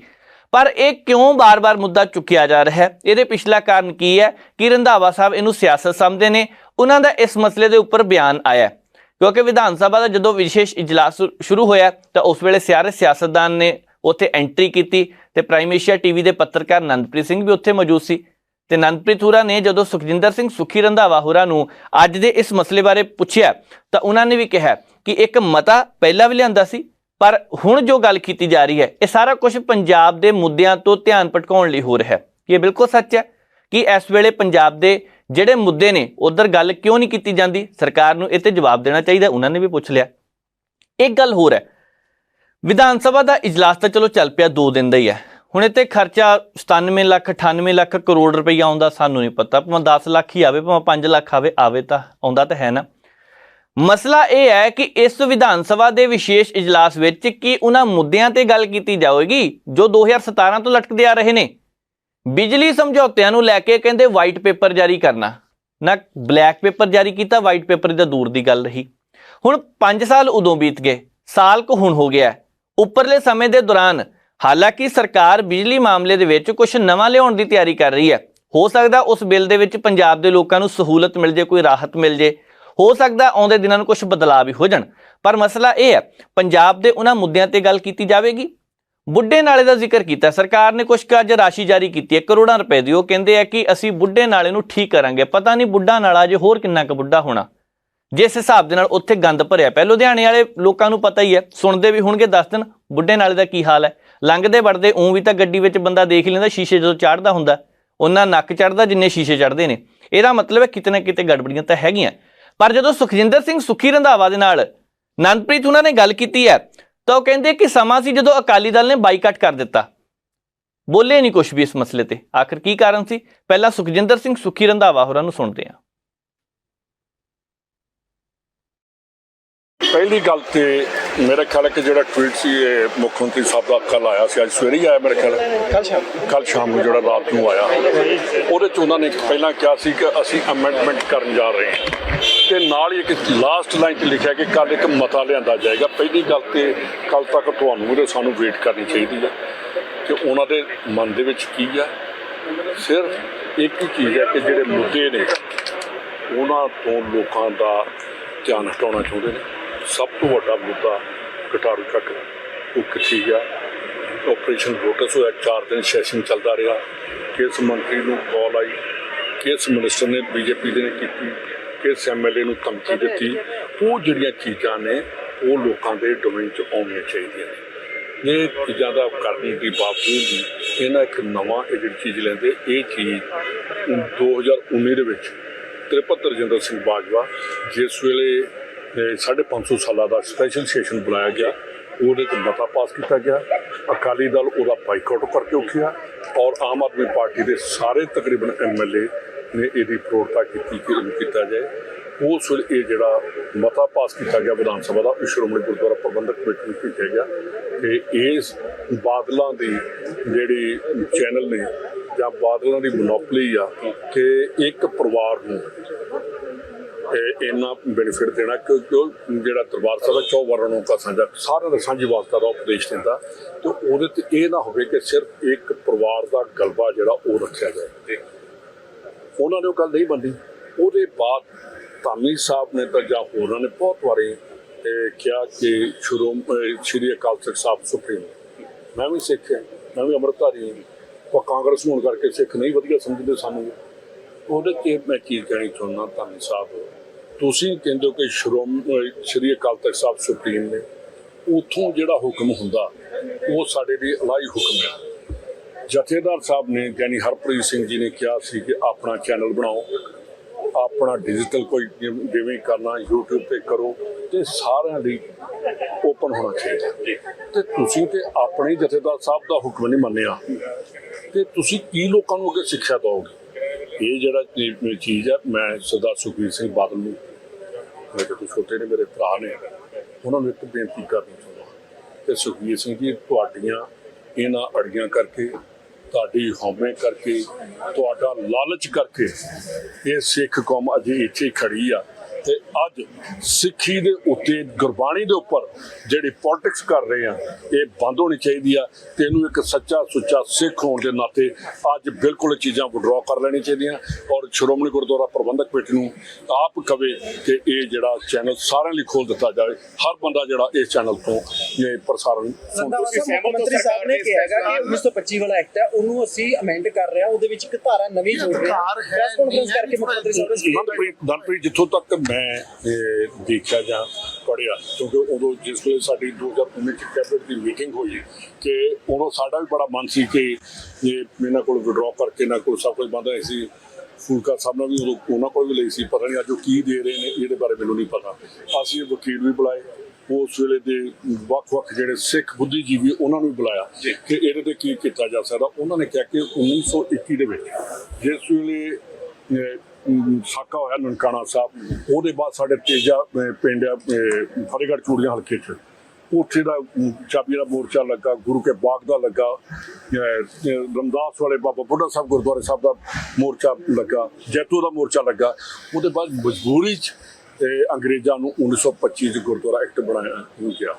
ਉਸ ਵੇਲੇ ਨਾ ਤੇ ਕੋਈ ਚੈਨਲ ਸੀਗੇ, ਨਾ ਰੇਡੀਓ ਸੀਗੇ, ਉਹਦੇ ਬਾਰੇ ਉਸ ਵੇਲੇ ਕੋਈ ਨਹੀਂ। 1966 ਦੇ ਵਿੱਚ, ਬਾਅਦ 'ਚ 1952 ਦੇ ਵਿੱਚ ਮਾਸਟਰ ਤਾਰਾ ਸਿੰਘ ਔਰ ਜਵਾਹਰ ਲਾਲ ਨਹਿਰੂ ਦਾ ਇੱਕ ਸਮਝੌਤਾ ਹੋਇਆ ਸੀ ਕਿ ਜਿਹੜੀ ਚੀਜ਼ ਵੀ ਹੋਏਗੀ, ਸ਼ਹਿਰ ਤਾਂ ਮੈਂ ਤੁਹਾਨੂੰ ਇਸ ਕਰਕੇ ਨਾਂ ਲਿਆ ਕਿ ਪੰਜਾਬ ਇੱਕ ਸਟੇਟ ਸੀ, ਉਹਦੇ 'ਚ ਸਾਰੀਆਂ ਸ਼੍ਰੋਮਣੀ ਗੁਰਦੁਆਰਾ ਪ੍ਰਬੰਧਕ ਕਮੇਟੀ ਜਿਹੜੀ ਇਹਦੇ ਅੰਡਰ ਆਉਂਦੀ ਸੀ, ਤੇ ਉਸ ਵੇਲੇ ਕਿਹਾ ਗਿਆ ਸੀ ਕਿ ਇਹਦੇ ਉੱਤੇ ਜੇ ਕੋਈ ਅਮੈਂਡਮੈਂਟ ਕਰਨੀ ਹੋਏਗੀ, ਉਹ ਸਿਰਫ ਤੇ ਸਿਰਫ ਜਿਹੜੀ ਸ਼੍ਰੋਮਣੀ ਗੁਰਦੁਆਰਾ ਪ੍ਰਬੰਧਕ ਕਮੇਟੀ ਆ, ਉਹ ਹੀ ਆਪਣੀ 2/3 ਮੈਜੋਰਟੀ ਦੇ ਨਾਲ ਜਿਹੜਾ ਜਨਰਲ ਇਜਲਾਸ ਹੋਏਗਾ ਉਹਦੇ ਵਿੱਚ ਉਹ ਪਾਸ ਕਰੇਗੀ, ਤੇ ਉਹ ਸਿੱਧੀ ਗਵਰਨਮੈਂਟ ਆਫ ਇੰਡੀਆ ਨੂੰ ਜਾਏਗੀ। ਕਿਉਂਕਿ ਗੁਰਦੁਆਰਾ ਐਕਟ ਇਹ ਸਟੇਟ ਐਕਟ ਨਹੀਂ, ਸੈਂਟਰਲ ਐਕਟ ਆ, ਉਹ ਜਿਹੜੀ ਆ ਉੱਥੇ ਜਾਏਗੀ, ਤੇ ਉਹ ਜਿਹੜੀ ਆ ਪਾਰਲੀਮੈਂਟ ਉਹਨੂੰ ਪਾਸ ਕਰੇਗੀ।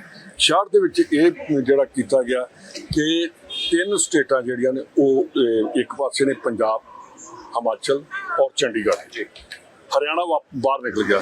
ਹਰਿਆਣੇ ਨੇ ਉਸੇ ਬੇਸ ਤੇ ਆਪਣੀ ਸ਼੍ਰੋਮਣੀ ਗੁਰਦੁਆਰਾ ਪ੍ਰਬੰਧਕ ਕਮੇਟੀ ਵੱਖ ਬਣਾ ਲਈ। ਇਸ ਕਰਕੇ ਇਹ ਜਿਹੜੀਆਂ ਨੇ 2 ਸਟੇਟਾਂ ਵਿੱਚ ਹੋਣ ਦੇ ਕਰਕੇ ਅਸੀਂ ਉਹਦੇ ਤੇ ਬਹੁਤਾ ਕੋਈ ਕਾਨੂੰਨ ਖਹਿਰਾ ਸਾਹਿਬ ਕਿਸ ਤਰੀਕੇ ਨਾਲ ਦੇਖਦੇ ਹੋ ਇਹਨਾਂ 2 ਦਿਨ ਦੇ ਸੈਸ਼ਨ ਨੂੰ? ਇਸ ਨੂੰ ਤੁਹਾਨੂੰ ਲੱਗਦਾ ਹੈਗਾ ਕਿ ਜਿਸ ਤਰ੍ਹਾਂ ਐਸਜੀਪੀਸੀ ਦੇ ਬਾਰੇ ਕਿਹਾ ਗਿਆ ਕਿ ਅਸੀਂ ਐਕਟ ਦੇ ਵਿੱਚ ਸੋਧ ਕਰਨ ਜਾ ਰਹੇ ਹਾਂ, ਤੇ ਉਸ ਤੋਂ ਬਾਅਦ ਹਰ ਇੱਕ ਚੈਨਲ ਨੂੰ ਜਿਹੜਾ ਉਹ ਗੁਰਬਾਣੀ ਚਲਾਉਣ ਦਾ ਅਧਿਕਾਰ ਹੋਏਗਾ, ਇਸ ਨੂੰ ਤੁਸੀਂ ਕਿਵੇਂ ਦੇਖਦੇ ਹੋ? ਗੱਲ ਇਹ ਆ ਕਿ ਇਹ ਟੈਕਨੀਕਲੀ ਤੇ ਕਾਨੂੰਨੀ ਤੌਰ ਤੇ ਗਲਤ ਪ੍ਰਪੋਜ਼ਲ ਹੈ ਭਗਵੰਤ ਮਾਨ ਦੀ। ਇਹਨਾਂ ਨੂੰ ਕਿਸੇ ਨੇ ਮਿਸਲੀਡ ਕਰਤਾ ਵਾ। ਸੋ ਬੇਸਿਕਲੀ ਉਹਨਾਂ ਦੀ ਸ਼ੁਰੂਆਤ ਗਲਤ ਆ। ਹਾਂ, ਜਿਹੜੀ ਗੱਲ ਹੈਗੀ ਕਿ ਅਸੀਂ ਸਾਰੇ ਚਾਹੁੰਦੇ ਆ ਕਿ ਜਿਹੜੀ ਗੁਰਬਾਣੀ ਆ ਉਹਦੀ ਰਿਲੇ ਸਭ ਨੂੰ ਪਹੁੰਚੇ, ਫ੍ਰੀ ਐਂਡ ਫੇਅਰ ਪਹੁੰਚੇ, ਪਰ ਉਹਦਾ ਤਰੀਕੇਕਾਰ ਆ ਤੁਸੀਂ ਪੰਜਾਬ ਦੀ what maximum Punjab government can do is ਕਿ ਇੱਕ ਰੈਜ਼ੋਲੂਸ਼ਨ ਪਾਸ ਕਰ ਸਕਦੀ ਹੈ, ਉਸ ਰੈਜ਼ੋਲੂਸ਼ਨ ਦੇ ਆਧਾਰ ਉਹ ਭੇਜਣਾ ਪਊਗਾ ਇਹਨਾਂ ਨੂੰ। ਪਰ ਜਿਹੜਾ ਇਹ ਕਹਿੰਦੇ ਕਿ ਅਸੀਂ ਐਕਟ ਹੀ ਅਮੈਂਡ ਕਰ ਦੇਣਾ, ਐਡੀਸ਼ਨ ਕਰ ਦੇਣੀ ਆ, ਉਹ ਸਰਾਸਰ ਗੱਲ। ਦੂਸਰਾ, ਬਾਦਲਾਂ ਨਾਲ ਜੀ ਸੱਦ ਕੇ ਲੜੋ, ਗੁਰਬਾਣੀ ਹਥਿਆਰ ਮਤ ਬਣਾਓ, ਲੜੋ ਉਹਨਾਂ ਨਾਲ, ਉਹਨਾਂ ਦੇ ਸੁੱਖ ਵਿਲਾਸ ਦਾ ਕਰਾਓ ਇਨਵੈਸਟੀਗੇਸ਼ਨ, ਉਹਨਾਂ ਨੇ ਹੋਰ ਕੋਈ ਗਲਤ ਗੱਲਾਂ ਕੀਤੀਆਂ ਉਹਦੀ ਜ਼ਰੂਰ ਜਾਂਚ ਕਰੋ। ਬੇਸਿਕਲੀ ਭਗਵੰਤ ਮਾਨ ਦੀ ਸਰਕਾਰ ਗੁਰਬਾਣੀ ਦਾ ਮੋਢਾ ਲੈ ਕੇ ਬਾਦਲਾਂ ਨਾਲ ਲੜਾਈ ਲੜਨੀ ਚਾਹੁੰਦੀ ਆ, ਇਹ ਗਲਤ ਗੱਲ ਹੈ ਸਰ। ਉਹਨਾਂ ਨੇ ਆਧਾਰ ਬਣਾਇਆ ਹੈਗਾ। ਜਦੋਂ ਹਰਿਆਣਾ ਵੱਖਰੀ ਕਮੇਟੀ ਬਣੀ ਹੈ ਤਾਂ ਉਦੋਂ ਮਾਨਯੋਗ ਹਾਈ ਕੋਰਟ ਦੇ ਵਿੱਚ ਗੱਲ ਕਹੀ ਗਈ ਕਿ ਇਹ ਸਟੇਟ ਦਾ ਅਖਤਿਆਰ ਹੈਗਾ, ਤੇ ਉਹ ਕਹਿ ਰਹੇ ਕਿ ਅਸੀਂ ਉਸੇ ਨੂੰ ਅਖਤਿਆਰ ਨੂੰ ਵਰਤ ਰਹੇ ਕਰ ਸਕਦੇ। ਇਹ ਪੰਜਾਬ ਪੇਰੈਂਟ ਸਟੇਟ ਆ, ਪੰਜਾਬ ਦੇ ਵਿੱਚੋਂ ਦੂਜੇ ਸੂਬੇ ਨਿਕਲੇ ਨੇ, ਉਹਨਾਂ ਨੂੰ ਅਧਿਕਾਰ ਹੈਗਾ ਵਾ, ਪੰਜਾਬ ਨੂੰ ਅਧਿਕਾਰ ਕੋਈ ਨਹੀਂ। ਬਾਕੀ ਤੁਹਾਨੂੰ ਪਤਾ ਲੱਗ ਹੀ ਜਾਣਾ ਜਦੋਂ ਲੈ ਕੇ ਆਉਣਗੇ, ਚੈਲੰਜ ਹੋ ਹੀ ਜਾਣਾ ਵਾ। ਐ ਤਾਂ ਇਹਨਾਂ ਨੂੰ ਕੋਈ ਰੋਕਦਾ ਨਹੀਂ, 92 ਦੀ ਫੌਜ ਹੈ ਕਿ ਜੋ ਮਰਜ਼ੀ ਕਰੀ ਜਾਣ। ਉਹ ਕਹਿੰਦੇ ਨਵੇਂ ਮਸੰਦਾਂ ਤੋਂ ਖੇੜਾ ਛਡਾਉਣਾ ਸੀ, ਇੰਨੇ ਇਹ ਸ਼ਬਦ ਵਰਤੇ ਨੇ ਮੁੱਖ ਮੰਤਰੀ। ਮੇਰੀ ਗੱਲ ਨਹੀਂ ਸਮਝੇ ਜੀ, ਤੁਸੀਂ ਮਸੰਦਾਂ ਤੋਂ ਛਡਾਓ, ਸਭ ਕੁਝ ਛਡਾਓ, ਗੁਰਬਾਣੀ ਦਾ ਸਹਾਰਾ ਲੈ ਕੇ ਬਾਦਲਾਂ ਤੇ ਅਟੈਕ ਨਾ ਕਰੋ, ਉਹਦਾ ਸਿੱਧੀ ਲੜਾਈ ਲੜੋ ਉਹਨਾਂ ਦੇ ਨਾਲ, ਇਹ ਪਤਾ ਲੱਗੂਗਾ। ਸੁਖਜਿੰਦਰ ਸਿੰਘ ਸੁਖੀ ਰੰਧਾਵਾ ਦੀ ਤੁਸੀਂ ਗੱਲਬਾਤ ਨੂੰ ਸੁਣਿਆ, ਕਿਸ ਹਿਸਾਬ ਦੇ ਨਾਲ ਉਹਨਾਂ ਨੇ ਕਾਂਗਰਸ ਦੀ ਸਰਕਾਰ ਵੇਲੇ ਜੋ ਕੁਝ ਵੀ ਹੋਇਆ, ਜੋ ਕੁਝ ਹੋਣਾ ਚਾਹੀਦਾ ਸੀ, ਜੋ ਕੁਝ ਨਹੀਂ ਹੋਇਆ, ਸਾਰੀਆਂ ਗੱਲਾਂ ਦਾ ਸਪਸ਼ਟੀਕਰਨ ਦੇਣ ਦੀ ਕੋਸ਼ਿਸ਼ ਕੀਤੀ ਹੈ। ਪਰ ਇਹਨਾਂ ਮਸਲਿਆਂ ਦੇ ਨਾਲ, ਇੰਨੀਆਂ ਗੱਲਾਂ ਬਾਤਾਂ ਦੇ ਨਾਲ ਸਰਨ ਵਾਲਾ ਨਹੀਂਗਾ, ਕਿਉਂਕਿ ਪਿਛਲੇ ਸਮੇਂ ਦੇ ਦੌਰਾਨ ਜੋ ਕੁਝ ਹੈ ਮਿੱਟੀ ਪਾਈ ਨਹੀਂ ਜਾ ਸਕਦੀ, ਲੁਕੋਇਆ ਜਾ ਨਹੀਂ ਸਕਦਾ, ਤੇ ਆਉਂਦੇ ਸਮੇਂ ਦੇ ਦੌਰਾਨ ਜੋ ਕੁਝ ਹੋਣਾ ਹੁਣ ਉਹ ਸਾਹਮਣੇ ਰੱਖਣਾ ਚਾਹੀਦਾ। ਜੋ ਆਪਣੇ ਸਮੇਂ ਦੇ ਵੇਲੇ ਕੰਮ ਨਹੀਂ ਕੀਤੇ ਜਾ ਸਕੇ, ਜਦੋਂ ਵਿਰੋਧੀ ਧਿਰਾਂ ਅੜਿੱਕੇ ਲਾਉਂਦੀਆਂ ਰਹੀਆਂ, ਤਾਂ ਹੁਣ ਵਿਰੋਧੀ ਧਿਰ ਦੇ ਵਿੱਚ ਹੋਣ ਦੇ ਨਾਤੇ ਚਾਹੀਦਾ ਤਾਂ ਇਹੀ ਹੈ, ਅਸਲ ਦੇ ਵਿੱਚ ਉੱਠ ਕੇ ਭਾਈ ਮੁੱਦੇ ਖੜੇ ਕਰੋ ਕਿ ਆਹ ਮੁੱਦੇ ਜਿਨ੍ਹਾਂ ਤੇ ਗੱਲ ਹੋਣੀ ਚਾਹੀਦੀ ਹੈ। ਜਾਂ ਫਿਰ ਸਿਆਸਤਦਾਨ ਡਰ ਗਏ ਨੇ ਕਿਉਂਕਿ ਫਾਈਲਾਂ ਬਹੁਤ ਖੁੱਲਦੀਆਂ ਪਈਆਂ। ਇਹ ਗੱਲ ਮੈਂ ਕਿਉਂ ਕਹਿ ਰਿਹਾ, ਕਿਉਂਕਿ ਇਸ ਵੇਲੇ ਪੰਜਾਬ ਕਾਂਗਰਸ ਦੇ ਹੀ ਰਾਣਾ ਗੁਰਜੀਤ ਬੜੇ ਚਰਚਿਤ ਚਿਹਰਾ ਰਹੇ ਕਪੂਰਥਲਾ ਦੇ ਵਿੱਚ, ਸਮੇਂ-ਸਮੇਂ ਤੇ ਕਈ ਦੋਸ਼ ਵੀ ਲੱਗੇ, ਉਹਨਾਂ ਦੋਸ਼ਾਂ ਤੋਂ ਬਾਹਰ ਵੀ ਨਿਕਲੇ, ਅਹੁਦੇ ਵੀ ਵੱਡੇ ਮਿਲੇ, ਕੈਪਟਨ ਸਾਹਿਬ ਦੇ ਕਰੀਬੀ ਵੀ ਰਹੇ। ਪਰ ਇਸ ਵੇਲੇ ਜਿਸ ਹਿਸਾਬ ਦੇ ਨਾਲ ਉਹਨਾਂ ਦੇ ਉੱਪਰ ਕਈ ਤਰ੍ਹਾਂ ਦੇ ਦੋਸ਼ ਲੱਗ ਰਹੇ, ਤਾਂ ਉਹਨਾਂ ਨੇ ਜਵਾਬ ਦਿੱਤਾ। ਹੁਣ ਜਦੋਂ ਰਾਣਾ ਗੁਰਜੀਤ ਹੋਰਾਂ ਨੂੰ ਪੱਤਰਕਾਰ ਨੇ ਪੁੱਛਿਆ ਕਿ ਰਾਣਾ ਗੁਰਜੀਤ ਜੀ ਇਸ ਵੇਲੇ ਸਿਆਸਤ ਤੋਂ ਲਾਂਭੇ ਕਿਉਂ ਆ, ਤੁਸੀਂ ਦਿਖਾਈ ਨਹੀਂ ਦਿੰਦੇ, ਕਿੰਨੇ ਮਹੀਨੇ ਦਾ ਸਮਾਂ ਹੋ ਗਿਆ, ਆਖਰ ਕਾਰਨ ਕੀ ਆ, ਡਰ ਗਏ? ਉਹ ਕਹਿੰਦੇ ਨਹੀਂ, ਡਰਿਆ ਨਹੀਂ, ਰਾਣਾ ਗੁਰਜੀਤ ਨਹੀਂ ਡਰਦਾ ਕਿਸੇ ਤੋਂ। ਪਹਿਲਾਂ ਵੀ ਐਲੀਗੇਸ਼ਨ ਲੱਗਿਆ, ਜਵਾਬ ਦਿੱਤੇ ਆ, ਸਰਕਾਰ ਕਾਰਵਾਈ ਕਰਦੀ ਹੈ, ਕਰੀ ਜਾਵੇ, ਜੋ ਕੁਝ ਕਰਦੀ ਪਈ ਹੈ। ਜੇਕਰ ਮੇਰੇ ਖਿਲਾਫ ਕੁਝ ਗਲਤ ਹੋ ਰਿਹਾ ਤਾਂ ਕਹਿੰਦੇ ਸਰਕਾਰ ਨੂੰ ਕਾਰਵਾਈ ਕਰਨੀ ਚਾਹੀਦੀ ਹੈ। ਮਾਨ ਸਾਹਿਬ ਦੇ ਕਹਿੰਦੇ ਮੈਂ ਖਿਲਾਫ ਨਹੀਂ, ਉਹ ਇਸ ਕਰਕੇ ਕਿਉਂਕਿ ਹੋ ਸਕਦਾ ਇਸ ਕਰਕੇ ਹੋਵੇ ਜਾਂ ਕੰਮ ਕੀਤੇ ਜਾਂਦੇ ਹੋਣ, ਜਾਂ ਇਸ ਕਰਕੇ ਨਿੱਜੀ ਤੌਰ ਤੇ ਕਿਸੇ ਨੂੰ ਕੁਝ ਨਹੀਂ ਕਿਹਾ। ਪਰ ਰਾਣਾ ਗੁਰਜੀਤ ਨੇ ਇੱਕ ਗੱਲ ਵਧੀਆ ਕੀਤੀ ਆ, ਉਹ ਕਹਿੰਦੇ ਕਿ ਮੈਂ ਕਦੀ ਵੀ ਕਿਸੇ ਸਿਆਸਤਦਾਨ ਦੇ ਖਿਲਾਫ ਨਿੱਜੀ ਤੌਰ ਤੇ ਨਹੀਂ ਬੋਲਿਆ, ਕਿਸੇ ਦੇ ਪਰਿਵਾਰ ਨੂੰ ਸਿਆਸਤ ਦੇ ਵਿੱਚ ਨਹੀਂ ਘਸੀਟਿਆ। ਪਰ ਅੱਜ ਪੰਜਾਬ ਦੇ ਵਿੱਚ ਤੁਸੀਂ ਦੇਖੋ ਪਿਛਲੇ ਦਿਨਾਂ ਤੋਂ ਕੀ ਹੋ ਰਿਹਾ। ਸ਼ੁਰੂਆਤ ਹੁੰਦੀ ਹੈ ਕਿ ਪੰਜਾਬ ਦੇ ਵਿੱਚ ਬਦਲਾਅ ਕਰਨਾ, ਬਦਲਾਅ ਤਾਂ ਕਰ ਨਹੀਂ ਸਕੇ, ਵਿਆਹ ਕਰ ਲਿਆ ਦੂਸਰਾ, ਗੱਲਾਂ ਨਹੀਂ ਕਹਿਣੀਆਂ ਚਾਹੀਦੀਆਂ ਸੀ। ਉਸ ਤੋਂ ਬਾਅਦ ਕੋਈ ਉੱਠਦਾ ਜੀ ਇਹ ਮੂਰਖ ਹੈ, ਦੂਸਰਾ ਉੱਠਦਾ ਜੀ ਉਹ ਕਹਿੰਦਾ ਕਿ ਤੇਰਾ ਕਿਸੇ ਜਾਨਵਰ ਨਾਲ ਤੁਲਨਾ ਕਰ ਦਿੱਤੀ ਜਾਂਦੀ ਹੈ, ਚੀਜ਼ਾਂ ਚੰਗੀਆਂ ਨਹੀਂ। ਪਰ ਠੀਕ ਹੈ, ਪੰਜਾਬ ਦੇ ਵਿੱਚ ਇਸ ਵੇਲੇ ਜ਼ਰੂਰਤ ਇਹੀ ਹੈ ਕਿ ਪੁਰਾਣੇ ਸਮੇਂ, ਪਿਛਲੇ ਸਮੇਂ ਦੇ ਦੌਰਾਨ ਜੋ ਕੁਝ ਹੋਇਆ ਉਹ ਤੋਂ ਤਜਰਬੇ ਤੋਂ ਸਿੱਖਿਆ ਜਾਵੇ। ਇਸ ਵੇਲੇ ਅਮਰਿੰਦਰ ਸਿੰਘ ਰਾਜਾ ਵੜਿੰਗ ਦੀ ਭਾਵੇਂ ਗੱਲ ਹੋਵੇ, ਜਿਹੜੀ ਗੱਲ ਰਾਣੇ ਗੁਰਜੀਤ ਹੋਰਾਂ ਨੇ ਕਹੀ ਹੈ ਕਿ ਇੱਕ ਪ੍ਰੈਸ ਕਾਨਫਰੰਸ ਦੇ ਵਿੱਚ ਗਏ ਤੇ ਮੈਨੂੰ ਵੀ ਸੱਦਾ ਦਿੱਤਾ ਕਿ ਉਸ ਪ੍ਰੈਸ ਕਾਨਫਰੰਸ 'ਚ ਜਾਣਾ ਪੈਣਾ, ਤੇ ਮੈਨੂੰ ਕਹਿੰਦੇ ਸ਼ਰਮ ਜਿਹੀ ਆ ਗਈ। ਨਿੱਜੀ ਤੌਰ ਤੇ ਉਹਨਾਂ ਨੇ ਕਿਹਾ ਕਿ ਮੈਂ ਜ਼ਮੀਰ ਮਾਰ ਕੇ ਉਸ ਪ੍ਰੈਸ ਕਾਨਫਰੰਸ ਦੇ ਵਿੱਚ ਬੈਠਾ। ਇਹ ਗੱਲਾਂ ਰਾਣੇ ਗੁਰਜੀਤ ਹੋਰਾਂ ਨੂੰ ਅੱਜ ਕਿਉਂ ਕਰਨੀਆਂ ਪਈਆਂ, ਜ਼ਮੀਰ ਆਪਣਾ ਕਿਉਂ ਮਾਰਨਾ ਪਿਆ, ਇਦਾਂ ਦੀ ਕਿਹੜੀ ਗੱਲ ਸੀ, ਉਹ ਵੀ ਸੁਣਨੀ ਹੈ। ਦੂਸਰੇ ਪਾਸੇ ਜਦੋਂ ਪ੍ਰਾਈਮ ਏਸ਼ੀਆ ਟੀਵੀ ਦੇ ਪੱਤਰਕਾਰ ਨੰਦਪ੍ਰੀਤ ਹੋਰਾਂ ਨੇ ਗੱਲਬਾਤ ਕੀਤੀ ਤੇ ਰਾਣੇ ਗੁਰਜੀਤ ਨੇ ਜਿਹੜੇ ਕਹੀ ਗੱਲ ਕਿ ਬਿਜਲੀ ਸਮਝੌਤਿਆਂ ਦੀ ਗੱਲ ਕੀਤੀ ਸਾਡੀ ਸਰਕਾਰ ਦੇ ਵੇਲੇ, ਕੋਈ ਰੱਦ ਨਹੀਂ ਹੋਇਆ, ਕੋਈ ਗੱਲ ਨਹੀਂ ਹੋਈ। ਇੰਡਸਟਰੀ ਪੰਜਾਬ ਦੇ ਵਿੱਚ ਆਉਣੀ ਚਾਹੀਦੀ ਹੈ ਜੇਕਰ ਵਿਕਾਸ ਦੀ ਗੱਲ ਕਰਨੀ ਹੈ। ਕਾਂਗਰਸ ਦੀ ਸਰਕਾਰ ਵੇਲੇ ਕਿੰਨੀ ਕੁ ਇੰਡਸਟਰੀ ਲੱਗੀ ਸਭ ਨੂੰ ਪਤਾ ਹੈ, ਸ਼੍ਰੋਮਣੀ ਅਕਾਲੀ ਦਲ ਦੀ ਸਰਕਾਰ ਦੇ ਵੇਲੇ ਕਿੰਨੀ ਕੁ ਲੱਗੀ ਸਭ ਨੂੰ ਪਤਾ ਹੈ। ਹਾਲਾਂਕਿ ਸਮਝੌਤੇ ਕਰਨ ਦੀ ਕੋਸ਼ਿਸ਼ ਕੀਤੀ, ਨਿਵੇਸ਼ ਦੇ ਨਾਂ ਤੇ ਵਿਦੇਸ਼ਾਂ ਤੋਂ ਕੰਪਨੀਆਂ ਆਈਆਂ, ਪਰ ਕੀ ਉਹਨਾਂ ਕੰਪਨੀਆਂ ਨੇ ਆਪਣੇ ਪੈਰ ਪਸਾਰੇ, ਕਹਿਣਾ ਔਖਾ। ਪਰ ਹੁਣ ਰਾਣਾ ਗੁਰਜੀਤ ਹੋਰਾਂ ਨੂੰ ਪਹਿਲਾਂ ਸੁਣਦੇ ਆ ਕਿ ਉਹਨਾਂ ਨੇ ਕੀ ਕਿਹਾ। ਰਾਣੇ ਜੀ ਪਹਿਲਾਂ ਇਹ ਗੱਲ ਦੱਸਿਓ, ਤੁਸੀਂ 15 ਮਹੀਨੇ ਤੋਂ ਗਾਇਬ ਕਿੱਥੇ ਹੋ? ਕਿਉਂਕਿ ਰੌਲਾ ਪੈਂਦਾ ਲੀਡਰਾਂ ਦਾ ਕਿ ਸਰਕਾਰ ਨੇ ਫੈਲਾਂ ਕੱਢ ਲੀਆਂ, ਲੀਡਰ ਡਰੇ ਹੋਏ ਨੇ, ਸਹਿਮੇ ਹੋਏ ਨੇ, ਚੁੱਪ ਬੈਠੇ ਨੇ। ਰਾਣਾ ਜੀ ਕਿੱਥੇ ਗਏ ਨੇ? ਰਾਣਾ ਗੁਰਜੀਤ ਸਿੰਘ ਬਗੈਰ ਮਤਲਬ ਦੇ ਕਿਸੇ ਦੇ ਗੱਲ ਨਹੀਂ ਪੈਂਦਾ। ਹੁਣ ਮੈਂ ਜੇ ਭਗਵੰਤ ਮਾਨ ਦੀ ਆਮ ਆਦਮੀ ਦੀ ਸਰਕਾਰ ਹੈ ਤੇ ਬਿਲਾ ਵਜ੍ਹਾ ਹੀ ਉਹਨੂੰ ਕੋਸੀ ਜਾਵਾਂ, ਮੇਰਾ ਇਹ ਕੰਮ ਨਹੀਂ। ਨਿੱਜੀ ਅਟੈਕ ਕਰਾਂ, ਮੇਰਾ ਕੰਮ ਨਹੀਂ। ਬੰਦੇ ਦੀ ਫਿਤਰਤ ਹੁੰਦੀ ਆ, ਸੁਭਾਅ ਹੁੰਦਾ, ਸੁਭਾਅ ਕਿਸੇ ਦਾ ਨਹੀਂ ਬਦਲਿਆ ਜਾ ਸਕਦਾ। ਮੇਰੇ ਤੇ ਕੋਈ ਅਟੈਕ ਕਰਦਾ ਤਾਂ ਮੈਂ ਖੁੱਲ੍ਹ ਕੇ ਕਰਦਾ। ਇਹ ਅਗਰ ਭਗਵੰਤ ਮਾਨ ਜੀ ਤੇ ਕਿਸੇ ਨੇ ਜਵਾਬ ਉਹਨਾਂ ਨੂੰ ਦਿੱਤਾ ਪਹਿਲੇ ਦਿਨ, ਜਾਂ ਇੰਦਰ ਪ੍ਰਤਾਪ ਨੇ ਦਿੱਤਾ ਜਾਂ ਰਾਣੇ ਗੁਰਜੀਤ ਨੇ ਦਿੱਤਾ, ਤੇ ਮੈਂ ਦਬਿਆ ਯਾਰ ਮੇਰੀ ਫਾਈਲ ਖੁੱਲ ਜੂਗੀ, ਫਿਰ ਮੈਂ ਡਾਕੇ ਤਾਂ ਮਾਰੇ ਨਹੀਂ, ਤੇ ਜਿੱਦਣ ਖੁੱਲੇਗੀ ਉਦਣ ਜਵਾਬ ਦੇ ਦਿਆਂਗੇ। ਮੈਂ ਸਰਕਾਰ 'ਚ ਰਹਿੰਦੇ ਹੋਏ ਕੋਈ ਗਲਤ ਕੰਮ ਨਹੀਂ ਕੀਤਾ, ਤੇ ਜਿਹਨੂੰ ਲੋਕ ਗਲਤ ਕਹਿੰਦੇ ਸੀ ਉਹ ਕਲੀਨ ਚਿੱਟ ਮਿਲੀ ਹੈ, ਵਿਧਾਨ ਸਭਾ 'ਚ ਰਿਪੋਰਟ ਪੇਸ਼ ਹੈ। ਇਹ ਤਾਂ ਯਾਰ ਕੋਈ ਉਹ ਕਿਸੇ ਨੂੰ ਉੱਠ ਕੇ ਚੋਰ ਕਹਿ ਦੂ, ਤੇ ਉਹ ਸੁਭਾਅ ਰਾਣੇ ਦਾ ਤਾਂ ਹੈ ਨਹੀਂ। ਭਗਵੰਤ ਮਾਨ ਨੂੰ ਬਿਲਕੁਲ ਨਹੀਂ ਮੈਂ ਮਾੜਾ ਕਹੂੰ, ਜਦ ਤੱਕ ਮਾੜਾ ਕੰਮ ਮੇਰੇ ਹਿਸਾਬ ਨਾਲ ਇਕਨੋਮਿਕਲੀ ਪੰਜਾਬ ਦੇ ਹਿੱਤ 'ਚ ਨਹੀਂ ਕਰਨਗੇ, ਖੁੱਲ੍ਹ ਕੇ ਕੋਸਾਂਗਾ। ਔਰ ਜੇ ਨਿੱਜੀ ਕੋਈ ਗੱਲ ਕਰਨੀ ਚਾਹਵੇ ਕਿ ਭਗਵੰਤ ਮਾਨ ਹੈ ਤਾਂ ਭਗਵੰਤ ਮਾਨ ਹੋ, ਤੇ ਉਹਦਾ ਮੈਂ ਤਾਂ ਯਾਰ ਕਟਾਰੂ ਚੱਕ ਦੀ ਮੈਨੂੰ ਨਹੀਂ ਪਤਾ ਸੀ ਕਿ ਸਾਡੇ ਪ੍ਰਧਾਨ ਨੇ ਉੱਥੇ ਜਾਣਾ ਪ੍ਰੈਸ ਕਾਨਫਰੰਸ ਕਟਾਰੂ ਚੱਕ ਦੀ ਕਰਨੀ ਆ। ਮੈਨੂੰ ਗੱਲਾਂ ਬਾਤਾਂ 'ਚ ਲੈ ਕੇ ਚਲੇ ਗਏ ਅਸੀਂ। ਜਦ ਉੱਥੇ ਬੈਠੇ, ਜਦੋਂ ਉਹਨਾਂ ਨੇ ਗੱਲ ਉਹਨਾਂ ਨੇ ਪਹਿਲਾਂ ਕੰਡੈਮ ਕੀਤੀ ਕਟਾਰੂ ਚੱਕ ਦੀ ਮੇਰੇ ਨਾਲ ਕਾਰ 'ਚ, ਕੀ ਗਲਤ ਹੋਇਆ, ਇੱਦਾਂ ਪਰਸਨਲ ਨਹੀਂ ਕਿਸੇ ਨਾਲ ਹੋਣਾ ਚਾਹੀਦਾ। ਜਾ ਕੇ ਪ੍ਰੈਸ ਕਾਨਫਰੰਸ ਉਹ ਕੀਤੀ, ਤੇ ਮੈਂ ਤਾਂ ਉੱਥੇ ਵੀ ਮੈਂ ਸ਼ਰਮ ਨਾਲ ਮਰ ਰਿਹਾ ਸੀਗਾ ਕਿ ਮੈਂ ਬੋਲਾਂ, ਮੈਂ ਉੱਠ ਕੇ ਚੱਲ ਜਾਂ, ਕੀ ਕਰਾਂ। ਉੱਠ ਕੇ ਜਾਂਦਾ ਸੀ, ਪ੍ਰਧਾਨ ਦੀ ਬੇਇੱਜ਼ਤੀ ਹੁੰਦੀ ਸੀ। ਮੈਂ ਆਪਣੀ ਜ਼ਮੀਰ ਨੂੰ ਮਾਰ ਕੇ ਉੱਥੇ ਬੈਠਾ ਰਿਹਾ। ਸੋ ਮੈਂ ਕਿਸੇ ਦੀ ਨਿੱਜੀ ਉਹਦੇ ਤੇ ਮੈਂ ਨਹੀਂ ਟਿੱਪਣੀ ਕਦੇ ਵੀ ਕਰਦਾ। ਹਾਂ ਜੀ, ਤੁਸੀਂ ਕੀ ਮੰਨਦੇ ਹੋ? ਰਾਜਨੀਤੀ ਤਾਂ ਹੁਣ ਹੋਏ ਇਹੋ ਜਿਹੀ ਗਈ, ਉਹ ਕਹਿੰਦੇ ਕਿ ਨਿੱਜੀ ਉਹਦੇ ਪਰਿਵਾਰ ਤੱਕ ਜਾਓ, ਕਿਸੇ ਦੇ ਪੋਹ ਥੋੜੇ ਫੋਲ ਦਿਓ, ਇੱਥੋਂ ਤੱਕ ਜਾ ਚਲੇ ਗਈ ਹੈ ਰਾਜਨੀਤੀ। ਤੁਸੀਂ ਕਹਿ ਰਹੇ ਹੋ ਰਾਜਨੀਤੀ ਇਸ ਤਰੀਕੇ ਦੀ ਨਹੀਂ ਹੋਣੀ ਚਾਹੀਦੀ। ਇਹ ਰਾਜਨੀਤੀ ਦਾ ਬਦਲਦਾ ਹੋਇਆ ਸ਼ਿਫਟ ਹੈ, ਇਹ ਤੁਹਾਨੂੰ ਲੱਗਦਾ ਕਿ ਜੋ ਕੁਝ ਕੋਈ ਕਰਦਾ ਕਰੀ ਜਾਵੇ, ਪਰ ਰਾਣਾ ਗੁਰਜੀਤ ਦੀ ਲਾਈਨ ਕੁਝ ਹੋਰ ਹੈ? ਮੇਰੇ ਤੇ ਵੀ ਲੋਕ ਬਹੁਤ ਬੋਲੇ ਹੋਣਗੇ, ਲੇਕਿਨ ਮੈਂ ਕਿਸੇ ਦੇ ਪਰਿਵਾਰ ਤੇ ਬੋਲਣਾ ਪਸੰਦ ਨਹੀਂ ਕਰਦਾ। ਮੈਂ ਇਹ ਚਾਹੁੰਦਾ ਕਿ ਮੁੱਦਿਆਂ ਦੀ ਰਾਜਨੀਤੀ ਹੋਣੀ ਚਾਹੀਦੀ ਆ। ਪੰਜਾਬ ਕਿੱਦਾਂ ਦਾ ਚਾਹੀਦਾ, ਪੰਜਾਬ ਦੀ ਖੇਤੀਬਾੜੀ ਕੀ ਹੋਣੀ ਚਾਹੀਦੀ ਆ, ਪੰਜਾਬ ਦੇ ਬਿਜਲੀ ਦੇ ਜਿਹੜੇ ਸਮਝੌਤੇ ਸੀਗੇ, ਜਦੋਂ ਮੈਂ ਵਜ਼ੀਰ ਬਣਿਆ ਮੈਂ ਉਹਨਾਂ ਤੇ ਗੱਲਬਾਤ ਕੀਤੀ, ਸ਼ਾਇਦ ਇਹ ਵੀ ਇੱਕ ਕਾਰਨ ਹੋਊਗਾ। ਤੇ 65,000 ਕਰੋੜ ਦਾ ਨੁਕਸਾਨ ਪੰਜਾਬ ਨੂੰ 25 ਸਾਲਾਂ 'ਚ ਹੋਣਾ। ਵਾਈਟ ਪੇਪਰ ਆਉਣਾ ਸੀ, ਸੁਣਦੇ ਰਹਿ ਗਏ। ਸਾਡੇ ਵਜ਼ੀਰਾਂ ਨੇ ਕਿਹਾ ਵਾਈਟ ਪੇਪਰ ਨਹੀਂ ਦਿੱਤਾ ਤਾਂ ਅਸੀਂ ਬਲੈਕ ਪੇਪਰ ਛਾਪਾਂਗੇ। ਵਿਧਾਨ ਸਭਾ 'ਚ ਰਿਕਾਰਡ ਆ, ਨਾ ਵਾਈਟ ਆਇਆ ਨਾ ਬਲੈਕ ਆਇਆ।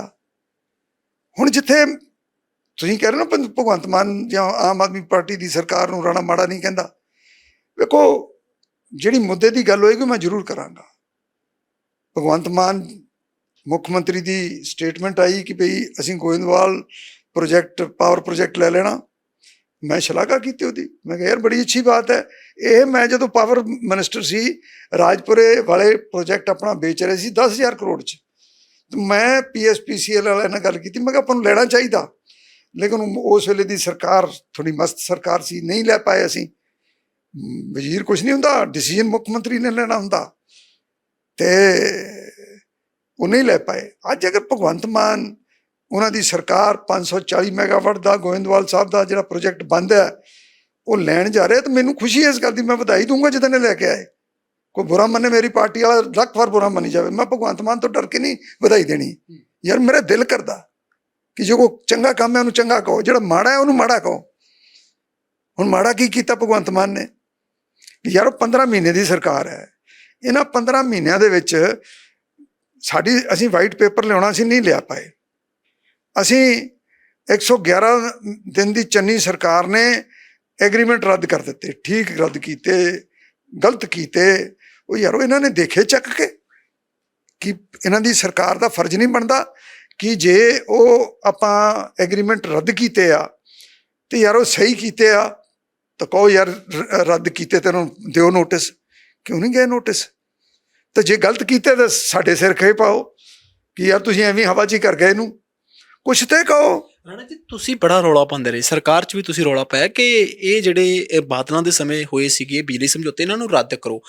ਨਾ ਤਾਂ ਉਸ ਵੇਲੇ ਤੁਹਾਡੀ ਸਰਕਾਰ ਨੇ ਤੁਹਾਡੀ ਸੁਣੀ, ਤਾਂ ਤੁਹਾਨੂੰ ਕੀ ਲੱਗਦਾ ਹੁਣ ਤਾਂ ਤੁਸੀਂ ਵਿਰੋਧੀ ਧਿਰ 'ਚ ਬੈਠੇ ਹੋ, ਹੁਣ ਵਾਲੇ ਤੁਹਾਡੀ ਗੱਲ ਕਿਉਂ ਸੁਣਨਗੇ? ਉਹ ਤਾਂ ਤੁਹਾਨੂੰ ਸਿੱਧਾ ਕਹਿਣਗੇ ਨਾ ਜੀ ਤੁਸੀਂ ਤਾਂ ਕਰਾ ਨਹੀਂ ਸਕੇ, ਅਸੀਂ ਤਾਂ ਕਰਾਂਗੇ, ਇਸ ਤਾਂ ਦੇਖਾਂਗੇ ਕਿਵੇਂ ਕਰਨਾ। ਦੇਖਣਾ ਨਹੀਂ, ਦੇਖੋ ਰੱਦ ਹੋ ਚੁੱਕੇ ਆ। ਲੇਕਿਨ ਉਹਦੇ ਤੇ ਐਕਸ਼ਨ ਕੀ ਹੋਇਆ ਉਹਦੇ ਬਾਅਦ, ਇਹ ਸਰਕਾਰ ਦਾ ਕੰਮ ਹੈ। ਨਹੀਂ ਰਾਣਾ ਜੀ, ਰੱਦ ਨਹੀਂ ਹੋਏ ਉਹ ਕੋਰਟ 'ਚ ਜਾ ਕੇ ਸਟੇ ਲੈ ਆਏ ਉਹ ਲਿਆ ਸਟੇ ਤਾਂ ਉਹਨੂੰ ਫੋਲੋ ਅਪ ਕਰਕੇ ਦੱਸਣ ਲੋਕਾਂ ਨੂੰ। ਔਰ ਉਹਨਾਂ ਨੂੰ ਦੇਖੋ, ਹੁਣ ਅੱਜ ਜਿਹੜਾ ਸਾਡਾ ਆਪਾਂ ਗੋਇੰਦਵਾਲ ਪਾਵਰ ਪ੍ਰੋਜੈਕਟ ਦੀ ਗੱਲ ਕਰੀਏ ਨਾ, ਸਾਨੂੰ ਪਛਵਾੜਾ ਮਾਈਨ ਜਿਹੜੀ ਮਿਲੀ ਹੈ ਬਹੁਤ ਅੱਛੀ ਕੋਲਾ ਉਹਦਾ, ਤੇ ਉਹਦੀ ਰਿਕਵਰੀ ਕਲੋਰੀਫਿਕ ਵੈਲਿਊ ਕੋਲੇ ਦੀ ਬੜੀ ਅੱਛੀ ਆ। ਹਾਂਜੀ, ਸਲਫਰ ਕੰਟੈਂਟ ਘੱਟ ਆ ਉਹਦੇ। ਉਹ ਕੋਲਾ ਵਰਤਨ ਨਾਲ ਸਾਡਾ 1 ਰੁਪਏ ਪ੍ਰਾਈਵੇਟ ਜਿਹੜਾ ਕੋਲਾ ਜਿਹੜਾ ਮਾਰਕੀਟ ਚੋਂ ਲੈਂਦੇ ਆ, ਕੋਲ ਇੰਡੀਆ ਤੋਂ ਲੈਂਦੇ ਆ, ਉਹਦੇ ਨੂੰ 1 ਰੁਪਏ 90 ਪੈਸੇ ਪਰ ਯੂਨਿਟ ਸਾਡਾ ਕੋਲਾ ਵਰਤਾਂਗੇ ਜੇ ਅਸੀਂ ਆਪਣਾ ਗੋਇੰਦਵਾਲ ਦੇ ਵਿੱਚ, ਤਾਂ ਘੱਟ ਪਏਗਾ 1 ਯੂਨਿਟ 1 ਰੁਪਏ 90 ਪੈਸੇ। ਤੇ ਸਾਡੇ ਨਾਲ ਪ੍ਰਾਈਵੇਟ ਪਾਰਟੀ ਤਾਂ ਕੋਈ ਕੰਪੀਟ ਹੀ ਨਹੀਂ ਕਰ ਸਕਦੀ। ਆਫਟਰ ਆਲ ਅਸੀਂ ਉਹਦੀ ਬਿਡ ਦਿੱਤੀ, ਜੇ ਅਸੀਂ ਬਿਡ ਹਾਇਰ ਤੇ ਵੀ ਲਿਆ ਤੇ ਉਹਨਾਂ ਨੂੰ ਐਜ ਸਾਨੂੰ 1 ਰੁਪਏ 90 ਪੈਸੇ ਦੀ ਆ, ਉਹ 25 ਪੈਸੇ ਤੇ ਖੇਲਦੇ ਆ, ਉਹ 40 ਪੈਸੇ ਤੇ ਖੇਲਦੇ ਆ, ਤੇ ਸਾਡੇ ਕੋਲ 1.5 ਰੁਪਇਆ ਫਿਰ ਵੀ ਹੈਗਾ। ਸੋ ਮੇਰਾ ਮਤਲਬ ਹੈ, ਮੈਂ ਨਹੀਂ ਸਮਝਦਾ ਕਿ ਕਿਸੇ ਹਿਸਾਬ ਨਾਲ ਵੀ ਅਸੀਂ ਗੋਇੰਦਵਾਲ ਦਾ ਪ੍ਰੋਜੈਕਟ ਨਾ ਲਈਏ, ਗੱਲ ਵੱਖਰੀ, ਛੱਡਣਾ ਨਹੀਂ ਚਾਹੀਦਾ, ਸਾਨੂੰ ਲੈਣਾ ਚਾਹੀਦਾ। ਔਰ ਜਿੱਦਣ ਭਗਵੰਤ ਮਾਨ ਦੀ ਸਰਕਾਰ, ਉਦੋਂ ਮੈਂ ਗੁਲਦਸਤਾ ਵੀ ਦਊਂ ਇਹਨੂੰ, ਸੀਐਮ ਸਾਹਿਬ ਨੂੰ ਵਧਾਈ ਵੀ ਦਊਂ। ਜੇ ਗਵਰਨਮੈਂਟ ਨਹੀਂ ਲੈਂਦੀ ਤੇ ਕੋਈ ਪ੍ਰਾਈਵੇਟ ਪਲੇਅਰ ਆ ਜਾਂਦਾ ਤਾਂ ਫਿਰ ਤੁਹਾਨੂੰ ਖੁਸ਼ੀ ਹੋਏਗੀ ਜਾਂ ਫਿਰ ਤੁਹਾਨੂੰ ਹੋਏਗਾ ਵੀ ਨਹੀਂ ਹੁਣ ਗੱਲ ਨਹੀਂ ਬਣੀ? ਜਿਸ ਬੰਦੇ ਨੂੰ ਮੈਂ ਗੁਲਦਸਤਾ ਦੇਣ ਜਾਣਾ, ਖੁਸ਼ੀ 'ਚ ਹੀ ਦੇਣ ਜਾਣਾ, ਇਹ ਤਾਂ ਤੁਹਾਡਾ ਸਵਾਲ ਹੀ ਗਲਤ ਆ। ਤੇ ਫਿਰ ਸਵਾਲ ਤਾਂ ਇਹ ਹੈ ਕਿ ਮੈਂ ਜੇ ਗੁਲਦਸਤਾ ਦੇਣਾ ਮਨੋਂ ਦੇਣਾ ਕਿ ਯਾਰ ਇਹ ਕੰਮ ਚੰਗਾ ਕੀਤਾ। ਤੁਹਾਡੀ ਪਾਰਟੀ ਤੁਹਾਡੇ ਖਿਲਾਫ ਹੋ ਸਕਦੀ ਇਸ ਗੱਲ, ਕਾਰਵਾਈ ਹੋ ਸਕਦੀ ਹੈ? ਯਾਰ ਕਾਰਵਾਈ ਹੁਣ ਜੇ ਪੰਜਾਬ ਹਿੱਤ ਦੇ ਵਿੱਚ ਕੋਈ ਚੰਗਾ ਕੰਮ ਹੋ ਰਿਹਾ, ਉਹਦੀ ਮੈਂ ਸ਼ਲਾਘਾ ਕਰਾਂ। ਇਕਨੋਮਿਕਲੀ ਜਿੱਥੇ ਗਲਤ ਨੇ ਮੈਨੂੰ ਸਵਾਲ ਕਰੋ, ਮੈਂ ਦੱਸੂਗਾ ਇੱਥੇ ਗਲਤ ਨੇ। ਮੈਂ ਤੁਹਾਨੂੰ ਇਹ ਵੀ ਕਿਹਾ ਨਾ ਕਿ ਪਾਵਰ ਪ੍ਰੋਜੈਕਟਸ ਤੇ ਐਗਰੀਮੈਂਟਸ ਤੇ ਸਰਕਾਰ ਨੇ ਕੀ ਕੀਤਾ, what have they done, they should tell. White paper ਅਸੀਂ ਨਹੀਂ ਲਿਆ ਪਾਏ, ਇਹ ਲੈ ਆਉਣ ਵਾਈਟ ਪੇਪਰ। ਇਹਨਾਂ ਨੇ ਤਾਂ ਕੋਈ ਕੰਮ ਨਹੀਂ ਨਾ ਕੀਤਾ, ਕੋਈ ਮਾੜਾ ਕੰਮ ਤਾਂ ਨਹੀਂ ਕੀਤਾ। ਵਾਈਟ ਪੇਪਰ ਕਿਹਦਾ, ਕਿਸ ਸਰਕਾਰ ਦਾ ਲਿਆਉਣਾ? ਉਹ ਅਕਾਲੀ ਦਲ ਦੇ ਵੇਲੇ ਦਾ ਲਿਆਉਣਾ। ਉਹ 'ਚ ਕਾਂਗਰਸ ਨੂੰ ਕੀ ਤਕਲੀਫ ਸੀ ਲਿਆਉਣ 'ਚ? ਨਹੀਂ ਆਇਆ, ਹੁਣ ਲਿਆਓ। 2 ਦਿਨ ਦਾ ਸੈਸ਼ਨ ਚੱਲੂ, ਮੁੱਖ ਮੰਤਰੀ ਸਾਹਿਬ ਤੁਹਾਡੇ ਸਾਹਮਣੇ ਬੈਠਣਗੇ ਕਿ ਰਾਣਾ ਗੁਰਜੀਤ ਜੀ ਖੁੱਲ੍ਹ ਕੇ ਮੁੱਖ ਮੰਤਰੀ ਸਾਹਿਬ ਨੂੰ ਇਹ ਗੱਲ ਕਹਿਣਗੇ, ਜਾਂ ਫਿਰ ਜਿਹੜੀਆਂ ਦੋਨੋਂ ਗੱਲਾਂ ਤੁਸੀਂ ਹੁਣ ਮੀਡੀਆ 'ਚ ਕਰ ਰਹੇ ਹੋ, ਇਹ ਗੱਲਾਂ ਕਹਿਣਗੇ ਦੋਨੋਂ ਕਿ ਗੋਇੰਦਵਾਲ ਸਾਹਿਬ ਵਾਲਾ ਤੇ ਇਹ ਜਿਹੜੇ ਬਿਜਲੀ ਸਮਝੌਤੇ ਨੇ ਰੱਦ ਕਰੋ, ਰਾਣਾ ਗੁਰਜੀਤ ਪਾਰਟੀ ਲਾਈਨ ਤੋਂ ਉੱਪਰ ਉੱਠ ਕੇ ਆਮ ਆਦਮੀ ਪਾਰਟੀ ਦਾ ਜਾਂ ਭਗਵੰਤ ਮਾਨ ਸਾਹਿਬ ਦਾ ਸਵਾਗਤ ਕਰੋ?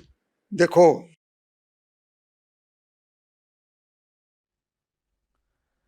ਸੋ ਚੰਗੀਆਂ ਗੱਲਾਂ ਨੇ ਜੋ ਕੁਝ ਵੀ ਇਸ ਵੇਲੇ ਹੋ ਰਿਹਾ ਹੈ। ਪੰਜਾਬ ਦੀ ਸਿਆਸਤ ਦੇ ਵਿੱਚ ਕੁਝ ਵੱਖਰਾ ਕਰਨ ਦੀ ਕੋਸ਼ਿਸ਼ ਕੀਤੀ ਜਾ ਰਹੀ ਹੈ। ਹੁਣ ਰਾਣਾ ਗੁਰਜੀਤ ਹੋਰਾਂ ਵੱਲ ਦੇਖੀਏ ਤਾਂ ਉਹਨਾਂ ਦਾ ਜੋ ਕੁਝ ਵੀ ਉਹਨਾਂ ਨੇ ਕਿਹਾ, ਉਹ ਤੋਂ ਦੇਖ ਕੇ ਲੱਗਦਾ ਪਿਆ ਕਿ ਇਸ ਵੇਲੇ ਬਹੁਤ ਕੁਝ ਕਰਨ ਦੀ ਜ਼ਰੂਰਤ ਹੈ। ਤੇ ਜਿਸ ਹਿਸਾਬ ਦੇ ਨਾਲ ਆਪਣੀ ਪਾਰਟੀ ਦੇ ਸਿਆਸਤਦਾਨਾਂ ਤੋਂ ਹੀ ਉਹਨਾਂ ਦਾ ਮੋਹ ਭੰਗ ਹੁੰਦਾ ਪਿਆ, ਤਾਂ ਆਉਣ ਵਾਲੇ ਸਮੇਂ ਦੇ ਦੌਰਾਨ ਫਿਰ ਕਾਂਗਰਸ ਖੜੀ ਕਿੱਦਾਂ ਹੋਵੇਗੀ? ਕਾਂਗਰਸ ਦੇ ਪੈਰ ਤਾਂ ਲੱਗਦਾ ਫਿਰ ਹੁਣੇ ਹੀ ਥੜਥੜਾ ਰਹੇ ਨੇ। ਦੇਖਦੇ ਹਾਂ ਇਹ ਆਉਣ ਵਾਲੇ ਸਮੇਂ 'ਚ ਗੱਲ ਕਿੱਧਰ ਨੂੰ ਜਾਂਦੀ ਹੈ। ਜਦੋਂ ਪੰਜਾਬ ਦੀ ਗੱਲ ਕੀਤੀ ਜਾ ਰਹੀ ਹੈ, ਸੁਖਜਿੰਦਰ ਸਿੰਘ ਰੰਧਾਵਾ ਹੋਰਾਂ ਦੀ ਗੱਲ ਕੀਤੀ ਸੀ, ਤਾਂ ਮੈਨੂੰ ਜੇਲ੍ਹਾਂ ਦੀ ਯਾਦ ਆ ਗਈ, ਕਿਉਂਕਿ ਮਹਿਕਮਾ ਉਹਨਾਂ ਦੇ ਕੋਲ ਰਿਹਾ। ਪੰਜਾਬ ਦੇ ਵਿੱਚ ਬਹੁਤ ਸਾਰੀਆਂ ਜੇਲ੍ਹਾਂ ਨੂੰ ਕਿਹਾ ਗਿਆ ਕਿ ਹਾਈ ਪ੍ਰੋਫਾਈਲ ਬਣਾ ਦੇਣਾ, ਪਰਿੰਦਾ ਵੀ ਇੱਥੇ ਪਰ ਨਹੀਂ ਮਾਰ ਸਕਦਾ। ਚਲੋ ਸ਼ਾਇਦ ਨਾ ਮਾਰੇ ਹੁਣ, ਪਰ ਇਨਸਾਨ ਤਾਂ ਇਸ ਵੇਲੇ ਉੱਥੇ ਹੈਗੇ ਆ ਨਾ। ਪੰਜਾਬ ਦੀਆਂ ਜੇਲ੍ਹਾਂ ਨੂੰ ਤਾਂ ਲੈ ਕੇ ਤਾਂ ਉੱਦਾਂ ਵੀ ਚਰਚਾ ਚੱਲਦੀ ਰਹਿੰਦੀ ਹੈ ਕਿ ਨੱਕੋ ਨੱਕ ਭਰੀਆਂ ਹੋਈਆਂ ਨੇ। ਹੁਣ ਜੇਕਰ ਇਹ ਵਾਕਈ ਸਹੀ ਗੱਲ ਹੈ, ਤੇ ਇੱਕ ਜਾਣਕਾਰੀ ਬਠਿੰਡਾ ਜੇਲ੍ਹ ਤੋਂ ਵੀ ਸਾਹਮਣੇ ਆਈ ਹੈ। ਹੁਣ ਇਸ ਮਾਮਲੇ ਦੇ ਵਿੱਚ RTI ਪਾਈ ਗਈ ਸੀ, ਉਹਦੇ ਵਿੱਚ ਇਹ ਜਾਣਕਾਰੀ ਸਾਹਮਣੇ ਆਈ। ਕਿਹਾ ਜਾ ਰਿਹਾ ਹੈ ਕਿ ਜੇਲ੍ਹ ਦੇ ਵਿੱਚੋਂ ਵੱਡੀ ਗਿਣਤੀ ਦੇ ਵਿੱਚ ਮੋਬਾਈਲ ਫੋਨ ਫੜੇ ਗਏ, ਨਸ਼ੀਲੇ ਪਦਾਰਥ ਫੜੇ ਗਏ। ਇਹ ਜੇਕਰ ਸਾਰਾ ਕੁਝ ਚੱਲਦਾ ਪਿਆ, RTI ਵਿੱਚ ਸਾਹਮਣੇ ਆਇਆ ਕਿ 282 ਕੇਸ ਜੇਲ੍ਹ ਵਿੱਚੋਂ ਮੋਬਾਈਲ ਫੋਨ, ਸਿਮ ਤੇ ਚਾਰਜਰ, ਹੋਰ ਕੁਝ ਤਾਰਾਂ ਜੀਆਂ ਫੜ ਹੋਈਆਂ। ਹੁਣ ਜੇਲ੍ਹ ਦੇ ਵਿੱਚ ਮੋਬਾਈਲ ਪਹੁੰਚਦੇ ਕਿੱਦਾਂ ਨੇ? ਪੰਜਾਬ ਦੀਆਂ ਜੇਲ੍ਹਾਂ ਦੇ ਵਿੱਚ ਅੰਮ੍ਰਿਤਸਰ ਵਾਲੇ ਪਾਸਿਓਂ ਖਬਰ ਆਉਂਦੀ ਹੈ ਕਿ ਮੈਡੀਕਲ ਅਫਸਰ ਨਸ਼ਾ ਅੰਦਰ ਸਪਲਾਈ ਕਰਦਾ ਫੜਿਆ ਗਿਆ। ਅੱਜ ਵੀ ਇੱਕ ਖਬਰ ਆਈ ਹੈ ਕਿ ਜੇਲ੍ਹ ਵਾਰਡਨ ਨਸ਼ਾ ਸਪਲਾਈ ਕਰਦਾ ਹੈ। ਬੂਟਾਂ ਦੇ ਵਿੱਚੋਂ ਨਸ਼ੀਲੀਆਂ ਗੋਲੀਆਂ ਤੇ 50 ਗ੍ਰਾਮ ਹੈਰੋਇਨ ਹੋ ਸਕਦੀ ਹੈ ਫੜੀ ਗਈ ਹੋਵੇ, ਪਰ ਬੂਟਾਂ ਦੇ ਵਿੱਚ ਫਸਾ ਕੇ ਅੰਦਰਲੇ ਪਾਸੇ ਜਾ ਰਹੇ, ਵੰਡੀ ਜਾ ਰਹੀ ਹੈ। ਚਰਚਾ ਇਹ ਵੀ ਰਹੀ ਹੈ ਕਿ ਪੰਜਾਬ ਦੀਆਂ ਕੁਝ ਕੁ ਜੇਲ੍ਹਾਂ ਦੇ ਵਿੱਚ ਮੋਬਾਈਲ ਬਹੁਤ ਵੱਡੇ ਭਾਅ ਦੇ ਵਿੱਚ ਜਾਂਦੇ ਆ। ਸਮਾਰਟਫੋਨ ਦਾ ਵੱਖਰਾ ਰੇਟ ਹੈ, ਜਿਹੜੇ ਬਟਨਾਂ ਵਾਲੇ ਮੋਬਾਈਲ ਹੈ ਇਹਨਾਂ ਦਾ ਵੱਖਰਾ ਰੇਟ ਹੈ। ਇਹ ਪਿਛਲੇ ਦਿਨ ਇੱਕ ਖਬਰ ਅਖਬਾਰ 'ਚ ਆਈ, ਬਹੁਤ ਚਰਚਾ ਹੋਈ ਨਹੀਂ ਇਸ ਮਾਮਲੇ ਦੀ, ਕਿਉਂ ਨਹੀਂ ਹੋਈ ਪਤਾ ਨਹੀਂ, ਪਰ ਇੰਨਾ ਜ਼ਰੂਰ ਹੈ ਕਿ ਜਿਸ ਜੇਲ੍ਹ ਦੇ ਵਿੱਚ 282 ਮੋਬਾਈਲ ਫੜੇ ਗਏ ਹੁਣ, ਉੱਥੇ ਕੇਸ ਦਰਜ ਹੋਏ ਹੁਣ, ਤੇ ਸਾਰਾ ਕੁਝ ਕੀ ਹੋ ਰਿਹਾ? ਕਾਨੂੰਨ ਵਿਵਸਥਾ ਨੂੰ ਲੈ ਕੇ ਸਵਾਲ ਲੰਬੇ ਸਮੇਂ ਤੋਂ ਉੱਠ ਰਹੇ ਆ। ਜਦੋਂ ਦੀ ਸਰਕਾਰ ਬਣੀ ਹੈ, ਵੈਸੇ ਜਦੋਂ ਵੀ ਕੋਈ ਨਵੀਂ ਸਰਕਾਰ ਬਣਦੀ ਹੈ ਕੁਝ ਕੁ ਸਮਾਂ ਪੈਰ ਜਮਾਉਣ ਨੂੰ ਲੱਗਦਾ ਹੈ, ਪਰ ਵਿਰੋਧੀ ਧਿਰਾਂ ਹਮੇਸ਼ਾ ਹੀ ਸਵਾਲ ਚੁੱਕਦੀਆਂ ਨੇ। ਜਦੋਂ ਆਮ ਆਦਮੀ ਪਾਰਟੀ ਦੀ ਸਰਕਾਰ ਬਣੀ ਤਾਂ ਉਸ ਵੇਲੇ ਵੀ ਬਹੁਤ ਸਾਰੇ ਇਸ ਤਰ੍ਹਾਂ ਦੇ ਮੁੱਦੇ ਮਸਲੇ ਬਣੇ, ਇਸ ਤਰ੍ਹਾਂ ਦੇ ਕੁਝ ਹਮਲੇ ਵੀ ਹੋਏ ਥਾਵਾਂ ਤੇ, ਕਈਆਂ ਦੀ ਜਾਂਚ ਚੱਲਦੀ ਪਈ ਆ, ਕਈ ਕੇਸ ਖਤਮ ਹੋ ਚੁੱਕੇ ਨੇ, ਕਈਆਂ ਦੇ ਵਿੱਚ ਗ੍ਰਿਫਤਾਰੀਆਂ ਹੋਈਆਂ। ਕਾਂਗਰਸ ਦੀ ਜਦੋਂ ਸਰਕਾਰ ਆਈ ਤਾਂ ਉਸ ਵੇਲੇ ਵੀ ਲੁਧਿਆਣੇ 'ਚ ਕੰਪਲੈਕਸ 'ਚ ਘਟਨਾ ਵਾਪਰੀ ਸੀ, ਉਦੋਂ ਵੀ ਸਵਾਲ ਬਹੁਤ ਖੜੇ ਹੋਏ। ਪਰ ਮਸਲਾ ਇਹ ਹੈ ਕਿ ਪ੍ਰਸ਼ਾਸਨ ਨੂੰ ਇਸ ਵੇਲੇ ਸੁਧਾਰਾਂ ਦੀ ਲੋੜ ਹੈ, ਪਰ ਇੱਥੇ ਸੁਧਾਰਾਂ ਦੀ ਬਜਾਏ ਜੋ ਕੁਝ ਵੀ ਹੋ ਰਿਹਾ, ਜਿਨ੍ਹਾਂ ਨੇ ਸੁਧਾਰਨਾ ਉਹ ਆਪ ਫਸੇ ਹੋਏ ਨੇ, ਤਾਂ ਫਿਰ ਕਿਉਂ ਨਹੀਂ ਕਾਰਵਾਈ ਕੀਤੀ ਜਾਂਦੀ? ਵੱਡੇ ਪੱਧਰ ਤੇ ਕਾਰਵਾਈ ਕਰਨ ਦੀ ਜ਼ਰੂਰਤ ਹੈ ਜੇਕਰ ਧਿਆਨ ਦਿੱਤਾ ਜਾਵੇ ਤਾਂ। ਅਮਿਤ ਸ਼ਾਹ ਹੋਰੀ ਪੰਜਾਬ ਆਏ, ਗੁਰਦਾਸਪੁਰ 'ਚ ਰੈਲੀ ਕੀਤੀ। ਵੱਖਰੀ ਗੱਲ ਹੈ ਜਿਹੜੇ ਉੱਥੋਂ ਪਾਰਲੀਮੈਂਟ ਮੈਂਬਰ ਨੇ ਉਹ ਵਿਆਹ ਪ੍ਰੋਗਰਾਮ ਵਿੱਚ ਵਿਅਸਤ ਨੇ ਬਹੁਤ ਜ਼ਿਆਦਾ। ਚਲੋ ਉਹ ਚੰਗੀ ਗੱਲ ਹੈ, ਪਰਿਵਾਰ ਦੇ ਬਹੁਤ ਸਾਰੇ ਇਸ ਤਰ੍ਹਾਂ ਦੇ ਪ੍ਰੋਗਰਾਮ ਹੁੰਦੇ ਜਿੱਥੇ ਸ਼ਾਮਲ ਹੋਣਾ ਜ਼ਰੂਰੀ ਹੁੰਦਾ, ਕਿਉਂਕਿ ਪੁੱਤ ਦਾ ਵਿਆਹ ਸੀ ਤੇ ਦਾਦਾ ਜੀ ਹੁਣੀ ਤਾਂ ਨੱਚਦੇ ਨਜ਼ਰ ਆਏ ਆ। ਪਰ ਮਸਲਾ ਇਹ ਹੈ, ਪੰਜਾਬ ਦੇ ਉਸ ਇਲਾਕੇ ਦੇ ਬਹੁਤ ਸਾਰੇ ਮਸਲੇ ਨੇ। ਪਠਾਨਕੋਟ ਤੋਂ ਗੁਰਦਾਸਪੁਰ ਦੇ ਵਿਚਕਾਰ ਇੱਕ 7-8 ਪਿੰਡ ਇਸ ਤਰ੍ਹਾਂ ਦੇ ਆ, ਜਦੋਂ ਮੀਂਹ ਪੈਂਦਾ ਸੰਪਰਕ ਟੁੱਟ ਜਾਂਦਾ, ਕੋਈ ਗ੍ਰਾਂਟ ਨਹੀਂ, ਕਦੀ ਕੁਛ ਨਹੀਂ ਹੁੰਦਾ, ਉੱਧਰ ਧਿਆਨ ਨਹੀਂ ਦਿੰਦਾ ਪਿਆ ਕੋਈ। ਉਸ ਤੋਂ ਬਾਅਦ ਗੁਰਦਾਸਪੁਰ ਦੇ ਕਈ ਇਸ ਤਰ੍ਹਾਂ ਦੇ ਮਸਲੇ ਜਿਨ੍ਹਾਂ ਵੱਲ ਧਿਆਨ ਨਹੀਂ ਦਿੱਤਾ ਜਾ ਰਿਹਾ। ਪਰ ਅਮਿਤ ਸ਼ਾਹ ਉੱਥੇ ਰੈਲੀ ਕਰਨ ਪਹੁੰਚੇ। ਅਮਿਤ ਸ਼ਾਹ ਹੋਰਾਂ ਨੇ ਬਹੁਤ ਸਾਰੀਆਂ ਗੱਲਾਂ ਕੀਤੀਆਂ, ਪ੍ਰਧਾਨ ਮੰਤਰੀ ਸਾਹਿਬ ਦੇ ਸਮੇਂ ਦੇ ਦੌਰਾਨ ਜੋ ਵਿਕਾਸ ਹੋਇਆ ਉਹਦੀਆਂ ਗੱਲਾਂ ਕੀਤੀਆਂ। ਕਿਉਂਕਿ ਇਸ ਵੇਲੇ ਭਾਜਪਾ ਪਾਰਟੀ ਜੋ ਭਾਜਪਾ ਦੇ ਵੇਲੇ ਦਾ ਵਿਕਾਸ ਹੋਇਆ ਉਹ ਗਿਣਾ ਰਹੀ ਹੈ ਵੱਖ-ਵੱਖ ਥਾਵਾਂ ਤੇ ਜਾ ਕੇ।